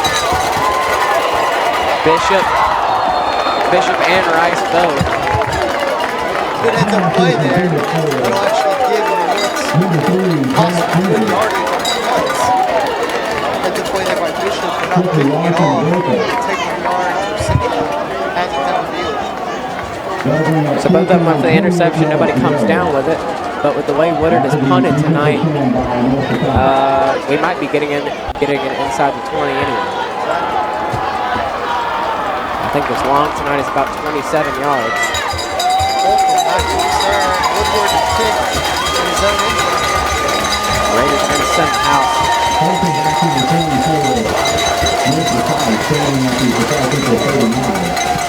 Oh man, it's nearly blocked. There's a flag running into the kicker. Is it gonna? Oh wow!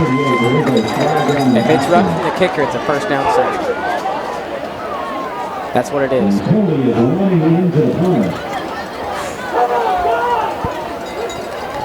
I think it is at least. I'm not sure if it's. That's the official call the referee just made.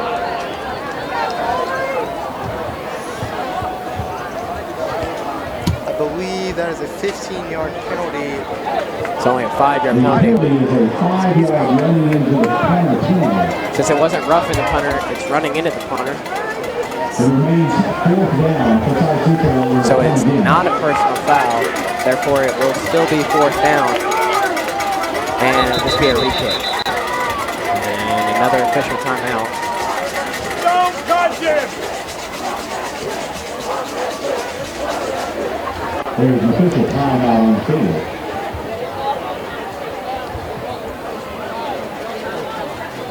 So a wild last minute here in Raider Valley. What looked to be a huge play from senior defensive end Sean Herop turns into a big loss instead of a fumble recovery. And after they're running into the kicker penalty, as it stands now, it's 4th and 23, Raiders to return the punt.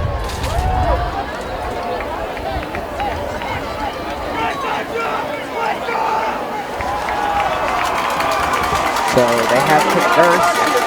It will stand as called. 4th and 23 from their own 14-yard line. Central looks to punt. Raiders unlikely to really try to block this one. Oh wow, what a shank. What a shank that was. So another 10-yard punt for Central. We'll give the ball back to North Forsyth at the 25-yard line.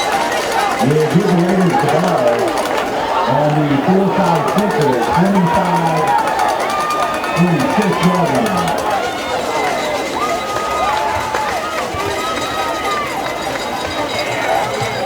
More of our 2016 corporate partners for North Forsyth football include Freshman Nikki Dalmone out in the field for Forsyth. Landmark Realty Associates, Lang Simon, Forsyth probably possibly putting in their young bloods to get some experience. Keller Williams. A low throw, I think it's incomplete. Yeah, that's the call from the far side official. It was a low throw, fails. Second attempt. Charlie Aiken and Nikki Dalmone. Actually, I think Charlie's a sophomore, Nikki's a freshman. They both played quite a bit tonight. Just haven't really called Nikki's number tonight. And I think Aiken has 2 catches.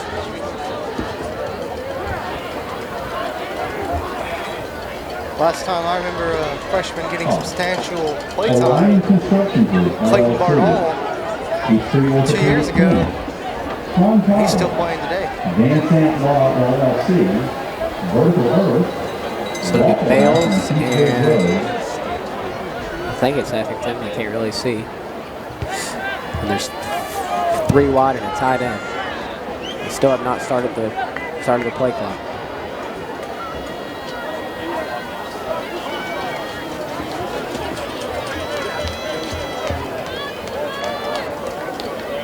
The clock will be reset to 3 minutes and 26 seconds. And it'll be 2nd and 10 for the Raiders. So, Bales. Handoff, flag. I don't know if it's in the vicinity of holding. That's what it is. Likely to be accepted by Central to push us out of field goal range. And on the carry, that was Bryson Trigg. Holding is the call against no the back. Raiders. So 2nd and 20. Ball at 35.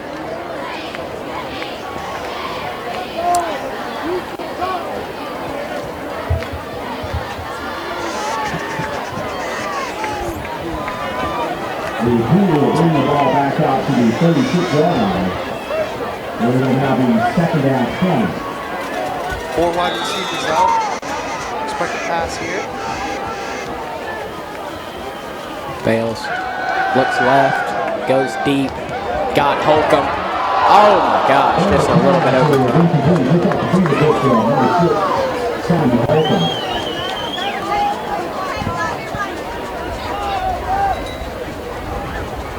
So Bales led him just a little too far, and Holcomb had a step on the corner. 3rd and 20, but it's good to see Simon Holcomb back out there after he limped off.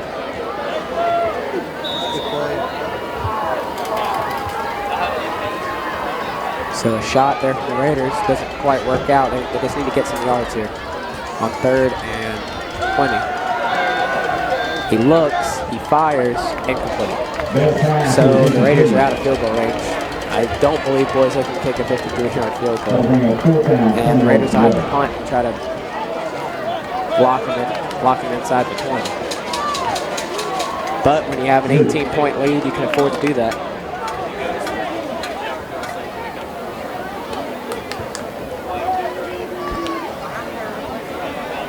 Just over 3 minutes left in the 3rd quarter. Both Forsyth leading 25-7.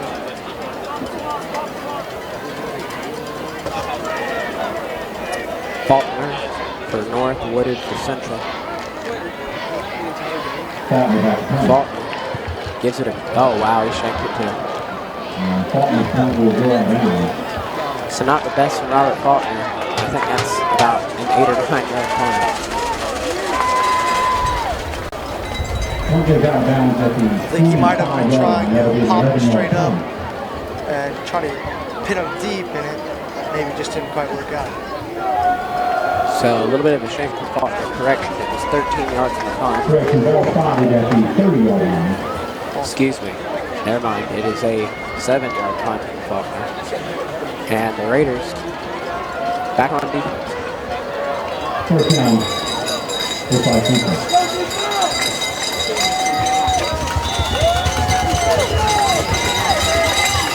So the Raiders couldn't capitalize on a great field position, but they give it back to Central. And their quarterback scrambles. And I think that's Jeff Rice in the tackle. So it's a good pickup from Central, but a good play from Jeff Rice to limit to that. Mark Hurd on the catch.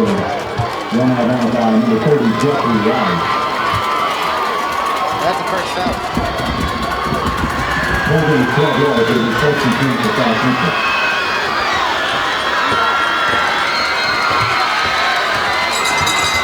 Too wide. Howard in the backfield. He rolls to his left. He looks downfield. He doesn't really have anything. He ends up finding Hurd again. He gets to the 50. And 2nd and 2.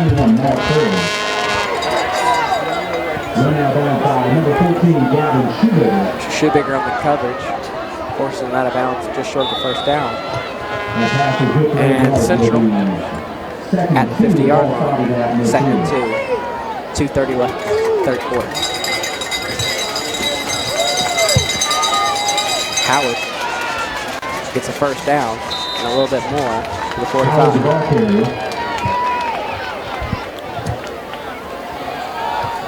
So Michael Bunn and Nick C come in for the Raiders for Mason Wacker and Chris Cutter. The Raiders will try it again on 1st and 10. That play gains 5 yards. It'll be first and 10 Bulldogs.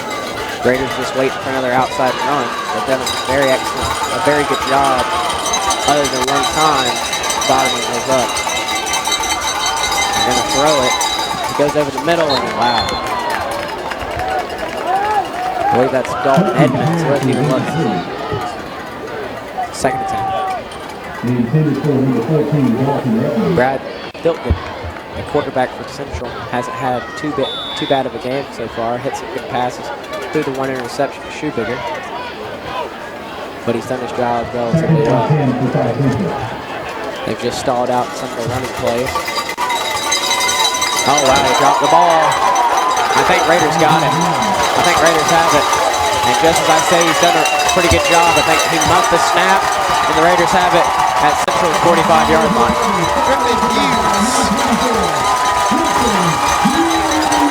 Griffin Hughes heads up play. Runs in there, gets the quarterback off the ball, and recovers it. So the Raiders get the second turnover of the game, and they'll take over at Central's 45-yard line. With 2:03 to go in the third quarter.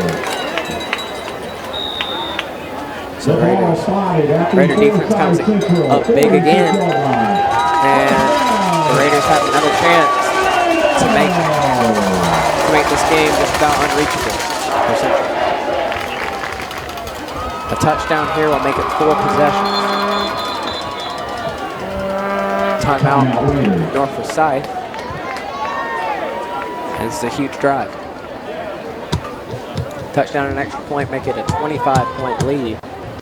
More of our 2016 corporate partners for North Forsyth football include so the Raiders, after the muff snap from Brad Dilkin, have their second turnover of the night and another big defensive stop.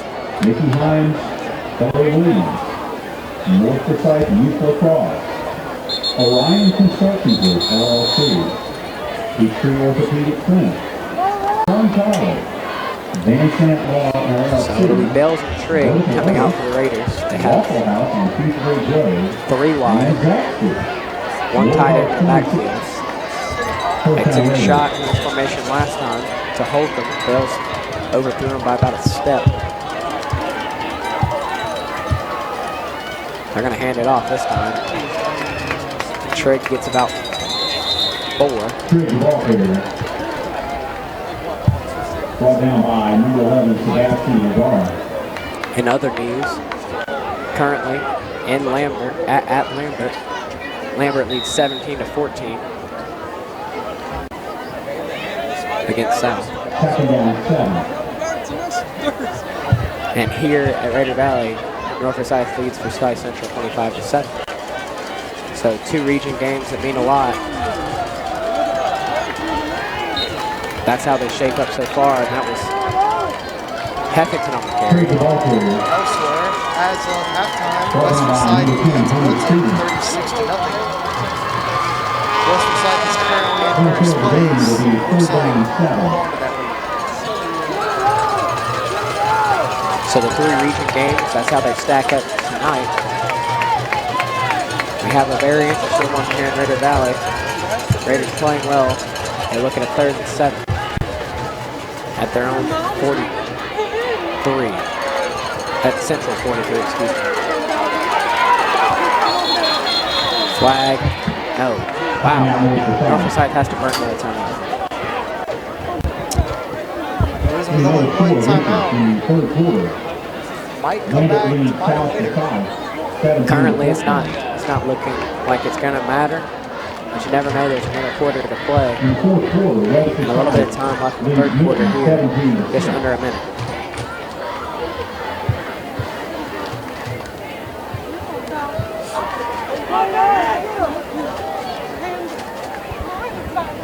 So the offense has burned 2 timeouts in this drive. And they're hoping they can at least dial. Hopefully they can still pull out a first down in this play.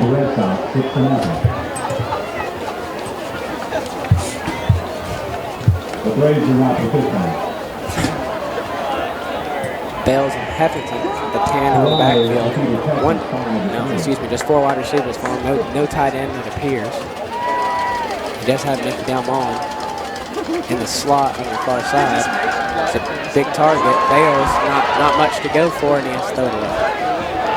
Bales pass is incomplete.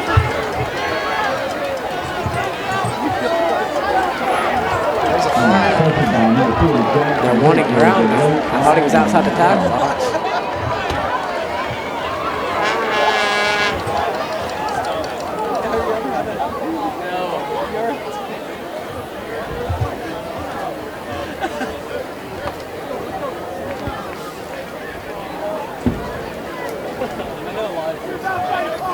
Still no call. I have no idea if they are gonna call it. Wow. I have no idea how that's intentional grounding. Bales was scrambling outside of the tackle box. And it took him probably about half a minute after the play ended. The ball will now be spotted at the north precise 34-yard line. It is a loss of down anyway. So Faulkner That'll bring up. given plenty of room to punt this one. Hoping he can give it a nice kick. He's done it well tonight other than the last punt.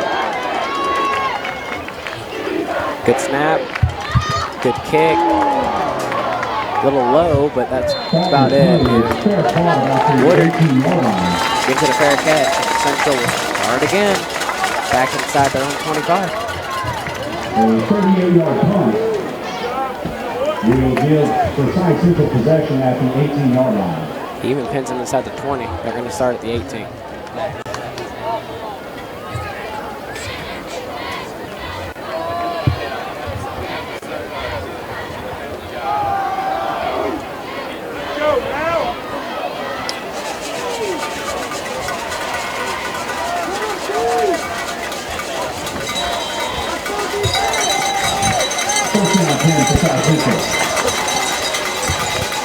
Snap. They give it to number 14 and he gets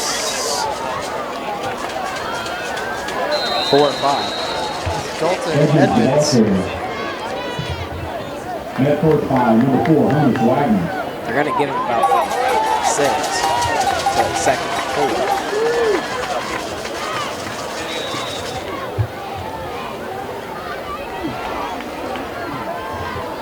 Clock winding down in the quarter. They get it off. Now we're going to the far side. And he wins.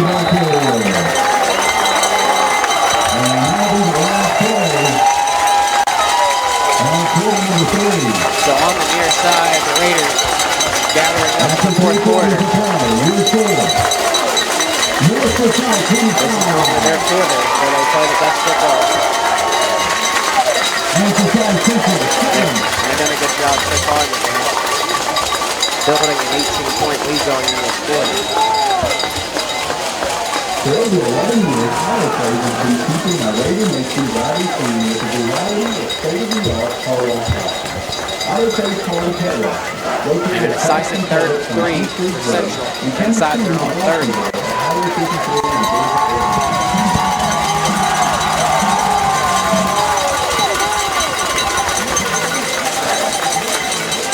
It's upcoming on the other side of the field.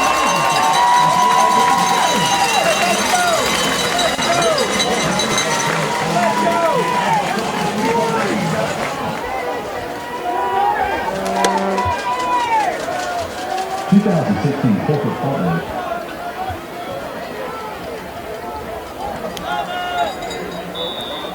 Third down and 3.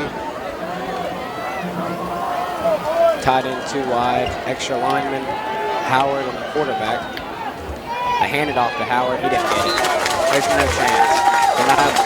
He might have got back to the line of scrimmage. And the North Side Raiders followed him up all night long.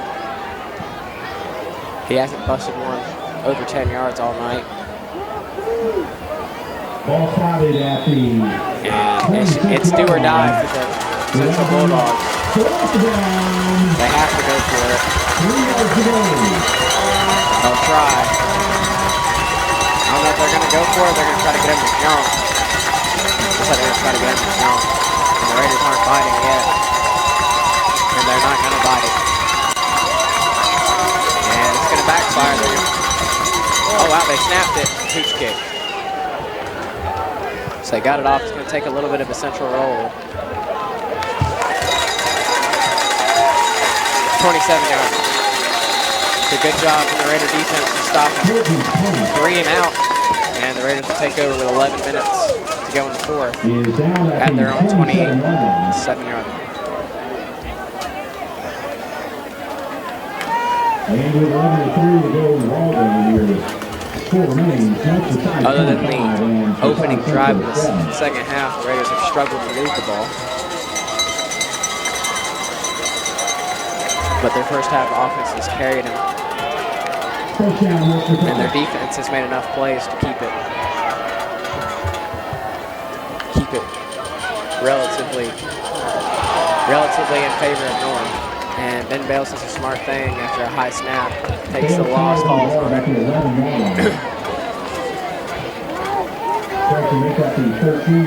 So, 2nd and 24 for the Raiders.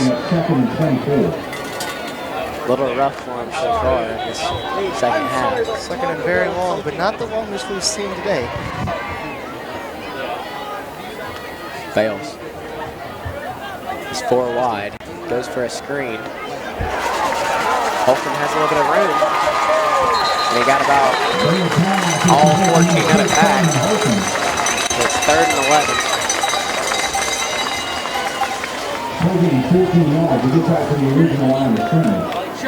So a good play there on 2nd down to make it 3rd manageable for the Raiders.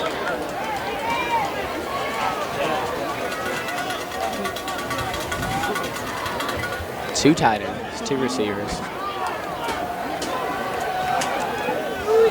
He's going to try to hit Holcomb, and he does. Running wide towards the end of the play. So we'll see what the call is. I have no idea what it is. Holding offense.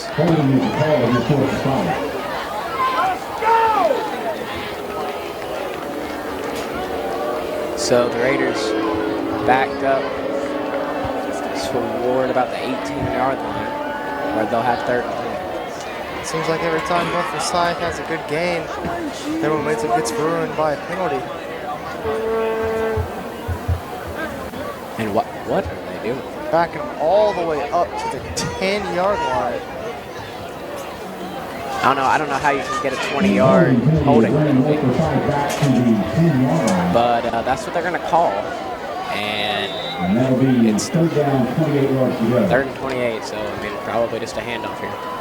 That's what it is. Trigg. It's about 7. And the Raiders just played conservative. Clock under 10 minutes to go. And the Raiders will punt again. Central getting plenty of breaks this game, but they have been yet to capitalize on any of them.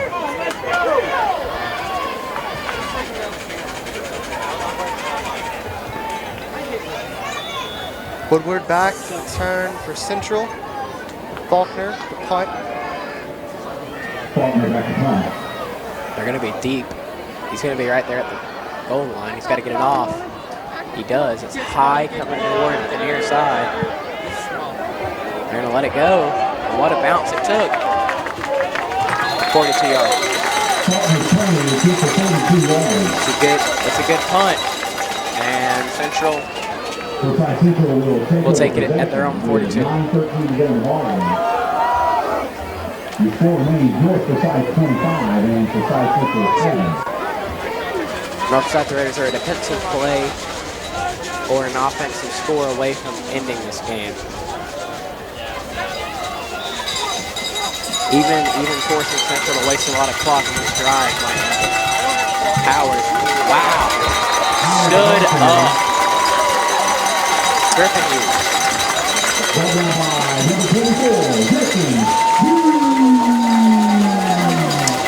That's the problem with running the ball so much, is that clock doesn't really stop that often.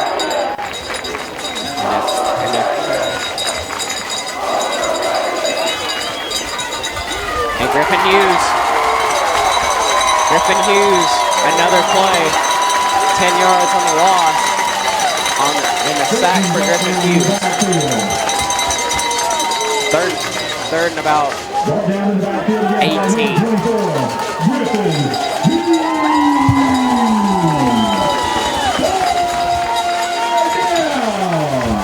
Raiders have no safety help. False start, Central. So the Raiders are going to catch a break. They had no safety help. I don't know if that's what they designed, but it was one-on-one coverage all over the field. They had no one covering the far wide receiver. He was wide open. Either it was blown coverage or they were hoping for a sack, but it doesn't matter. Now they look a little better. No time. Dumps it off. What a play. Number 51.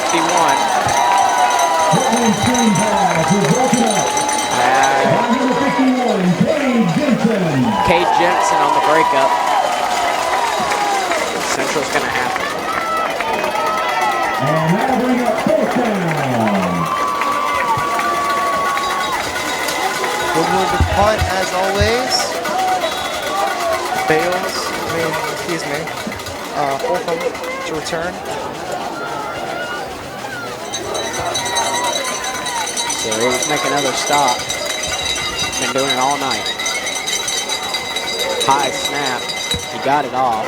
It's high and short, just like every other punt tonight. Oh, what a bad play that was. And it's Central football. Wow. That's a good break. So it looked like a little bit of a he lost his head a little bit there for a second. Honus Wagner tried to fall on the punt, and he kind of hit him on the shoulder pad when he was going down. And Central take it right across the field.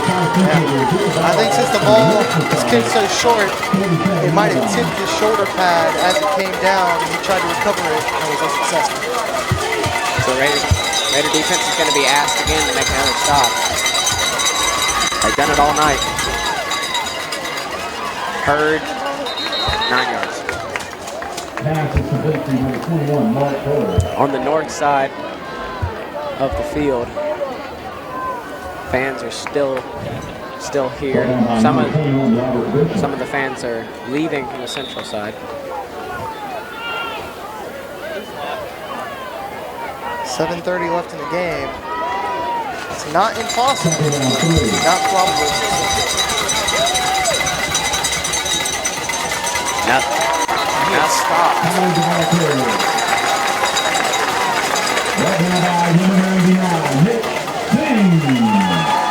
So a lot of talk about Sabre and Howard coming into the game.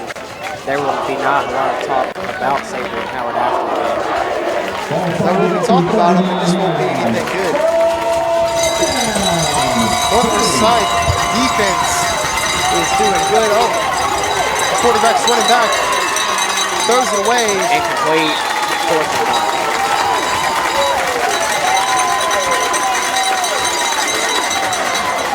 Forsyth's defense, after having a heartbreak last week against Woodstock, letting 35 points be scored on them, shows up today.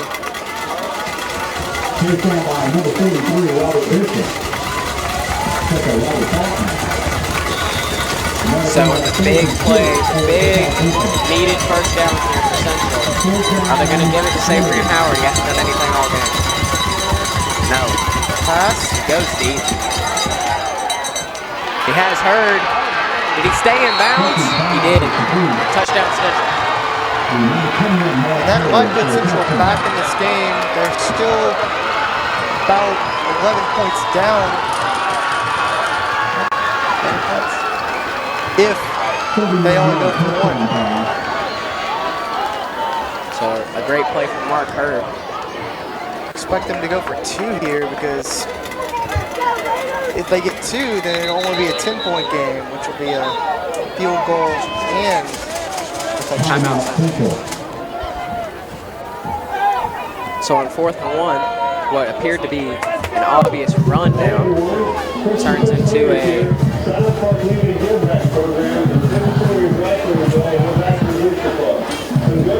deep pass down the sideline to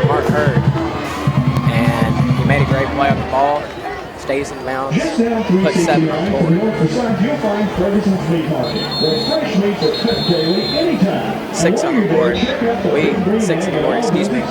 And they could go for 2 now, or they could go for an extra point. Drop in today. I don't know what they're going to do. Honestly, if it were me, I would go for 2. That way it's only a touchdown and a field goal. If they miss it, it would be 12 points. That would be 2 touchdowns. Even if they make it, it would still be 2 touchdowns. And it looks like they will go for it right now.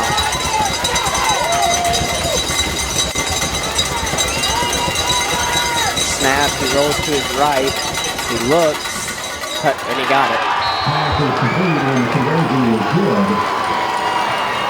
So it will be, believe it or not, the score is 25-15. Not a normal football score, but that's the score going in with only 6.5 minutes left in the fourth quarter.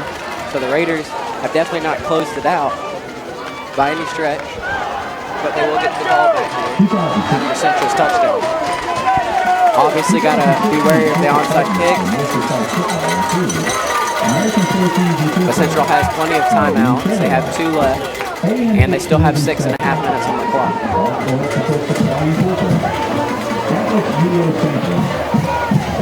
Onside kick possibility. Tough decision here for the coach. Either give one for side, or go for an onside and risk giving one for side good field position, or kicking it long and maybe putting some hope and trust into your defense. Stop one for side. North Forsyth hasn't been able to capitalize all second half after their first drive on any field position. Plagued by penalties and bad snaps. Gavin Shoemaker back to return for North. Holcomb on your far side in the middle, and the other regular returner, Trigg, on the near side towards the middle. So it's obvious North Forsyth is expecting an onside kick. Patino might be kicking it for an onside kick, might be kicking it deep. I believe he's probably going to be kicking it deep.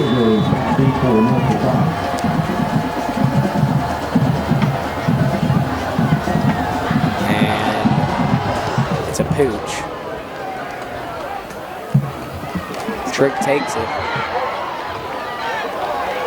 Gets to the 29. So North Forsyth doesn't turn the ball over on the kick. So they will have it, and we'll be given at least 3 plays here.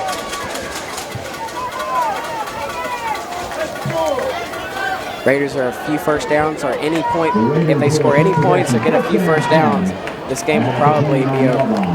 Well, I remember Central has 2 timeouts, and it's only 10 points down. They'll need to have a stop here if they want to have any chance at somehow winning this ball game.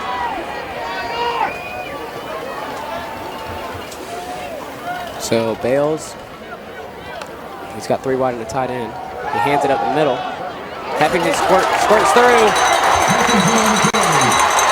He's at the 40, 30, 20, out of bounds to the 15. And I'm not going to say it seals it, but it does everything except seal it.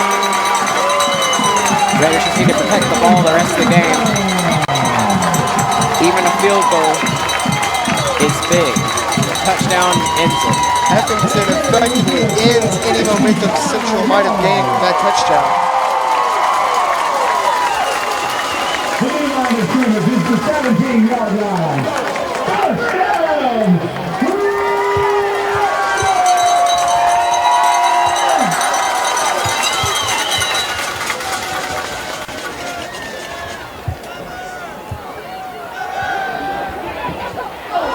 Oh boy. Take a shot. Holcomb couldn't quite pull it in. 2nd and 10 at 17. So although North Forsyth gets inside the 20, they've only taken 24 seconds off the clock.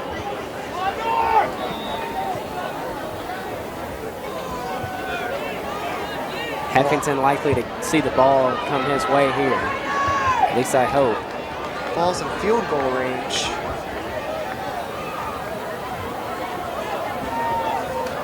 He does see it come his way, he just slips and falls. Loses a yard. Tapping to the 3rd and ball 11. carrier. Clock will run. And it'll come under 6 minutes now. And the Raiders are in field goal range. They'd like to score a touchdown and end it, but they can't get too greedy. Boiso's proven he can kick it from here. They're looking for the first down, though. Bardall breaks a tackle. Bardall. There's a flag towards the end of the play. I know it. I think it's going to be holding. I think it's holding. But I think Bardall's a little short. We will wait to see the official call from the head official in the white cap. If it is holding, It is blocking the back of the Raiders. Or Blocking holding. the back. Blocking the back is a Yeah, foul. blocking the back. It could be declined, maybe? I guess not. They're going to back him up, and that's actually kind of smart. The Raiders lose yards here, and they're out of field goal. But it is 3rd and 12, and they have proven that they could get the long pass in, possibly get the first down. So Central's giving him another shot. Holcomb probably going to do a crossing right over the middle. He's got room in the middle. That's got to be where Bales is looking. That is where he's looking. Broken up. Don't see that often. Simon Holcomb dropped the ball. Boiso's in field goal range. The field goal here brings it to a position where Central has to score 2 touchdowns. 5:12 left in the game. Boiso needs to hit this one. He hit one from 38 in the first half. He's at 36 right now. A lot of pressure though. 5:12 left in the 4th quarter, so the Raiders get a good snap, get a good hold. It looked good, and it is good. So 28-15. Raiders get some more points on the board. And they're going to force Central to find the end zone twice to beat them. Central, I'm sure, will take the field goal instead of the touchdown.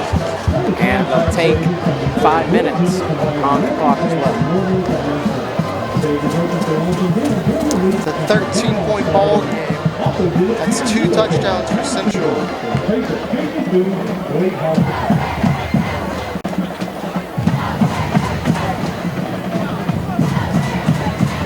It's Blake Wood and Cagle back. And North Forsyth will almost assuredly be kicking it deep. Again, Blake Wood on your near side, and Hunter Cagle on your far side. Back to return for Central, and of course Arthur Boiso to kick it off. We would like you to begin the game while we overnight and score a win.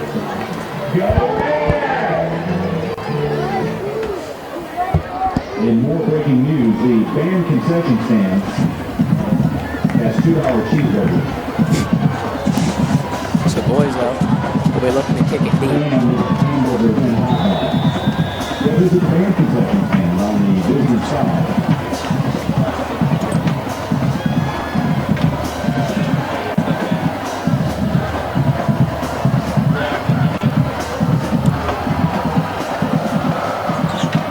And he does just that.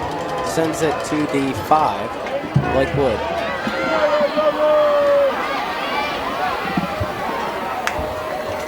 Blake Wood fumbled. Oh, it went out of bounds. And a flag. There's a flag. Bradley Thomas just about ended it. Forced the fumble on Blake Wood. Just under 5 minutes left. Expect some passing here from Central. They don't pass very often. Before this game, their quarterback only had just under 200 passing yards. That's not a lot for a high school quarterback who's played 4 games. 31, Milton 6. So Central, it looks to be on Central because they have backed up. And again, updating the region play, Lambert leads South Forsyth 26-14. And the final between West Forsyth and Milton, West Forsyth 31, Milton 6. And it was holding on Central, which will back them up to around 20.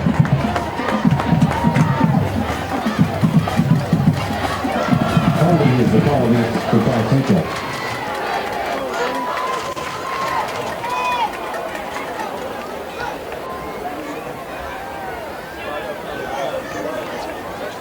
They're going to move them up to the 20, excuse me, 31. So 4:57 left in the fourth quarter. North still leads by 13. I'm sure they're looking deep. There was a personal foul called against North Forsyth. So holding and a personal foul ends up giving Central 5 yards.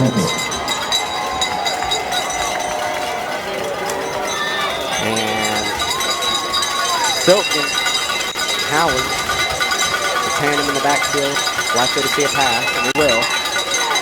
And he's going to go deep. Bishop's there. That's it. That's it. There's a flag towards the end of the play, though. Might be called back. That pass is intercepted by number 21, Robert Vincent. Barring a penalty on the Raiders, this game's over.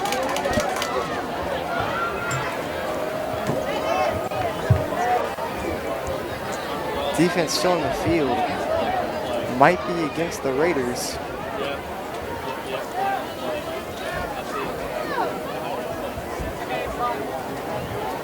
And I think it might be, it is pass interference on the North.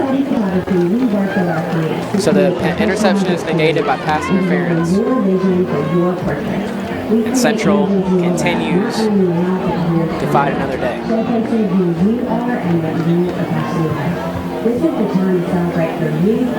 If Central does anything with it, that could be a very important play.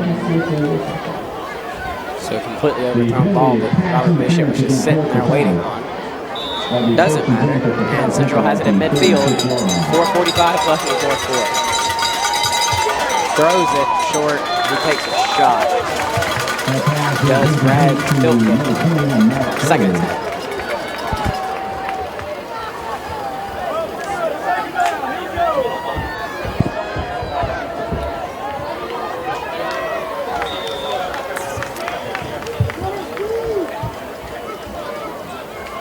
It'll be second and 10 for Central.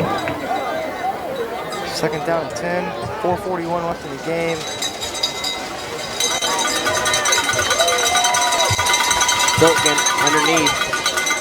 Nothing. Mark Hurd gets 2. Sean Herock on the play. There's a flag. Another flag. This is on the Raiders. It's another huge personal foul penalty. One of many in this game. Just unnecessary penalties. And there's a flag down on the play. Who is it on? Nick Singh. Subbed off for Cade Jensen. And here's the call. Personal foul, offense. Personal foul, defense. Offset penalties. They're going to replay second down. So, again, penalties hurt the Raiders as they made a pretty good play on second down to just limit it to 2 yards. Central has 2 downs to get 10 yards. In other news, West Forsyth defeated Milton 31-6.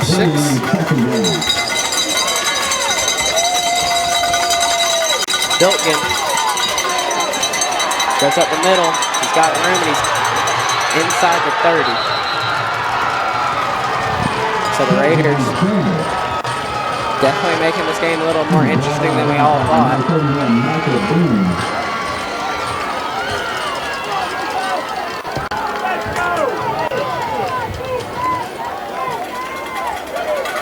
The line of scrimmage is now the 26-yard line.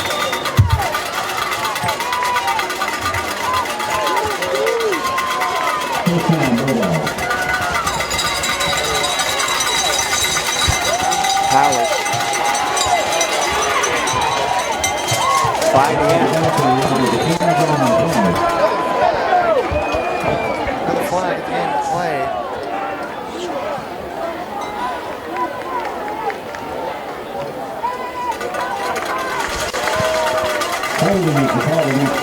Holding on Central. First and 20 at 36.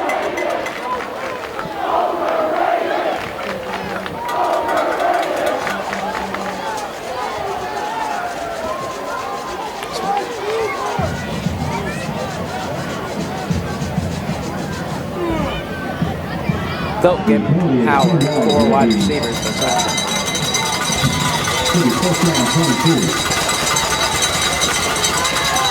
Biltman looks over the middle, he throws over the middle. He-Rock, another great play tonight.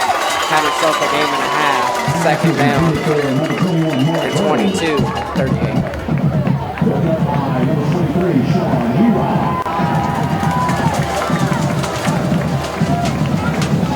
4 minutes left in the fourth quarter. Central threatening here. They have a lot of yards to get here if they want to score a touchdown. They have 3 downs to do it though. Biltman in the pocket again. Another holding. It does not matter what this is. Add another 10 yards and they completely demolish Chris Cutter up the middle, yanking him down to the ground. Are they going to back him up again? Almost kind of looked like a shot block there for a second. Finish it on the pass defense. I think they are going to back him up again. And that's what they'll do.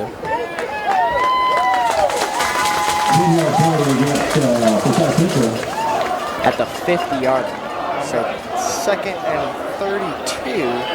The new line of scrimmage is the midfield side. It is second and 34.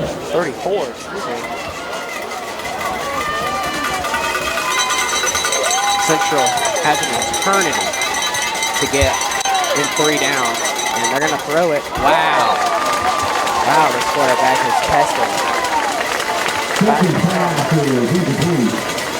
Third down and 34.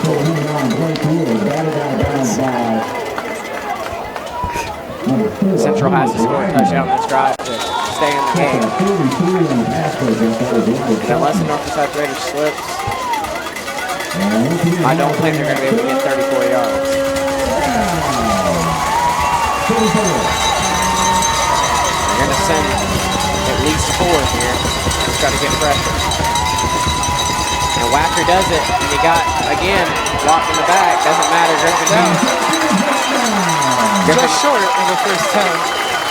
Yeah, Griffin Hughes knocks him down for a 2-yard gain. 4th and 32, Central has to go for it. That play was good for 2 yards.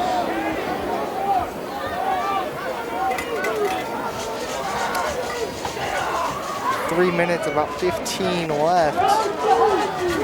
The line of scrimmage is the Northside has 4 deep backs to keep him away from the first down marker. Central are going to have to burn a timeout here. So at 3 minutes left in the fourth quarter, facing the 4th and 32, Central takes a timeout to try to draw up a play to get 32 yards. 2016 corporate partners for Forsyth football include Auto Trade Car and Pet Wash, Auto Gallery, Depot Brady, Bojangles, Buffalo's Cafe, Causey Orthodontics, Chef Burns, Chick-fil-A of Dawsonville, Children's Healthcare Atlanta, Hughes Barbecue, Jason Taylor Movie, Pizzeria Missouri, and Backstage, and WRS Restoration. Weber Restoration Services. Central with a first down keeps the game alive. Anything that does not gain 32 yards or more ends it. Expect a Hail Mary and maybe a 4 verticals here. Possibly a booster. It's fumbled. Snap. That's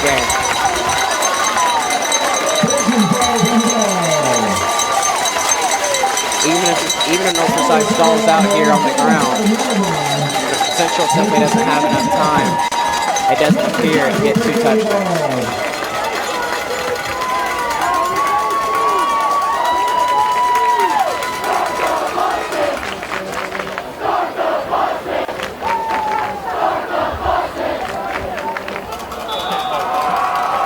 North Forsyth student section is asking Central to start the buses and go ahead and file on out of here. So the Raiders, first down, handoff, Trigg. That's fine. Again, this drive here is to literally burn time off the clock. North Forsyth does not need a first down. If they get one, it'll end it right now. If not, then Central will get another possession.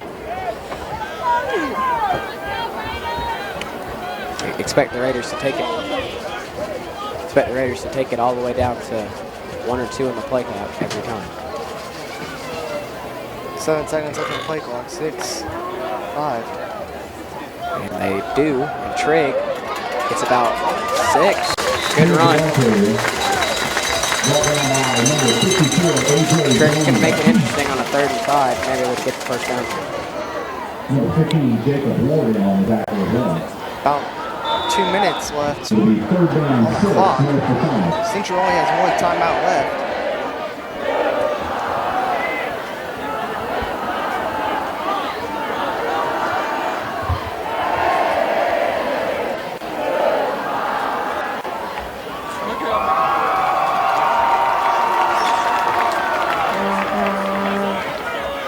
Trigg tripped up, gain of 2. Central does not elect to use their last timeout, so the clock will drop all the way to about a minute. And as I say that, Central will use their last timeout. And there's 1:28 left in this game. So Central gets a stop. They have 88 seconds, 14 points.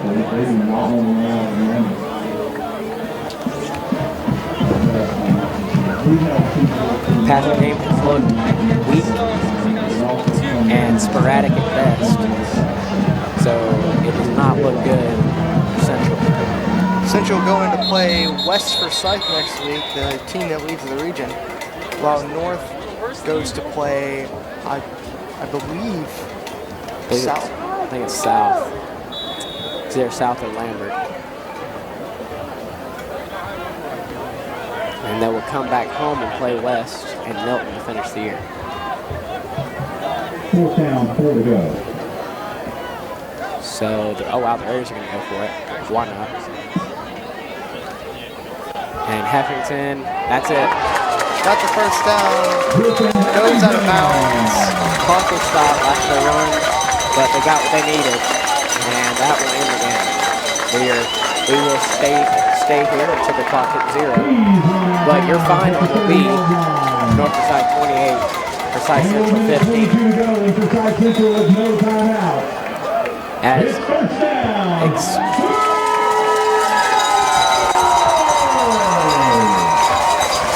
so next week, Lambert comes to North Forsyth. In the following 2 games, in order, they go to South, to West, and then they come back home for senior night, and they play Milton to end the year.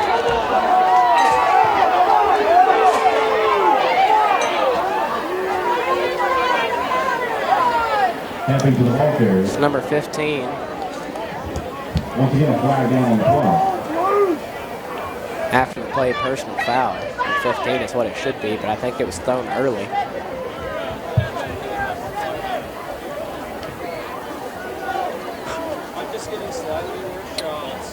And it's illegal procedure on North. And even though it upsets North Faithful, it really, seriously, it does not matter. First down, 15.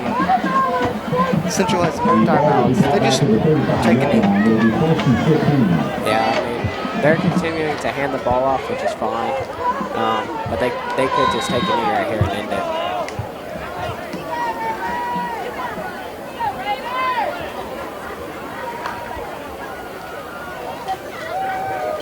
Heffington.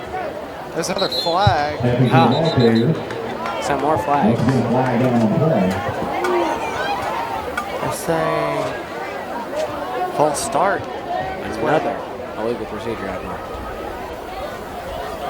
The illegal procedure being a penalty against North Forsyth. So we're just prolonging this game for more and more plays. Minute, 8 seconds left. At this, again, Bales can take 3 knees and end it. Let's just take a knee, please.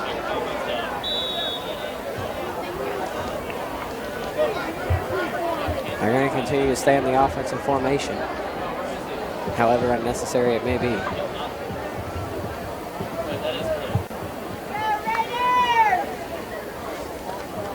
They're going to give it to Heffington.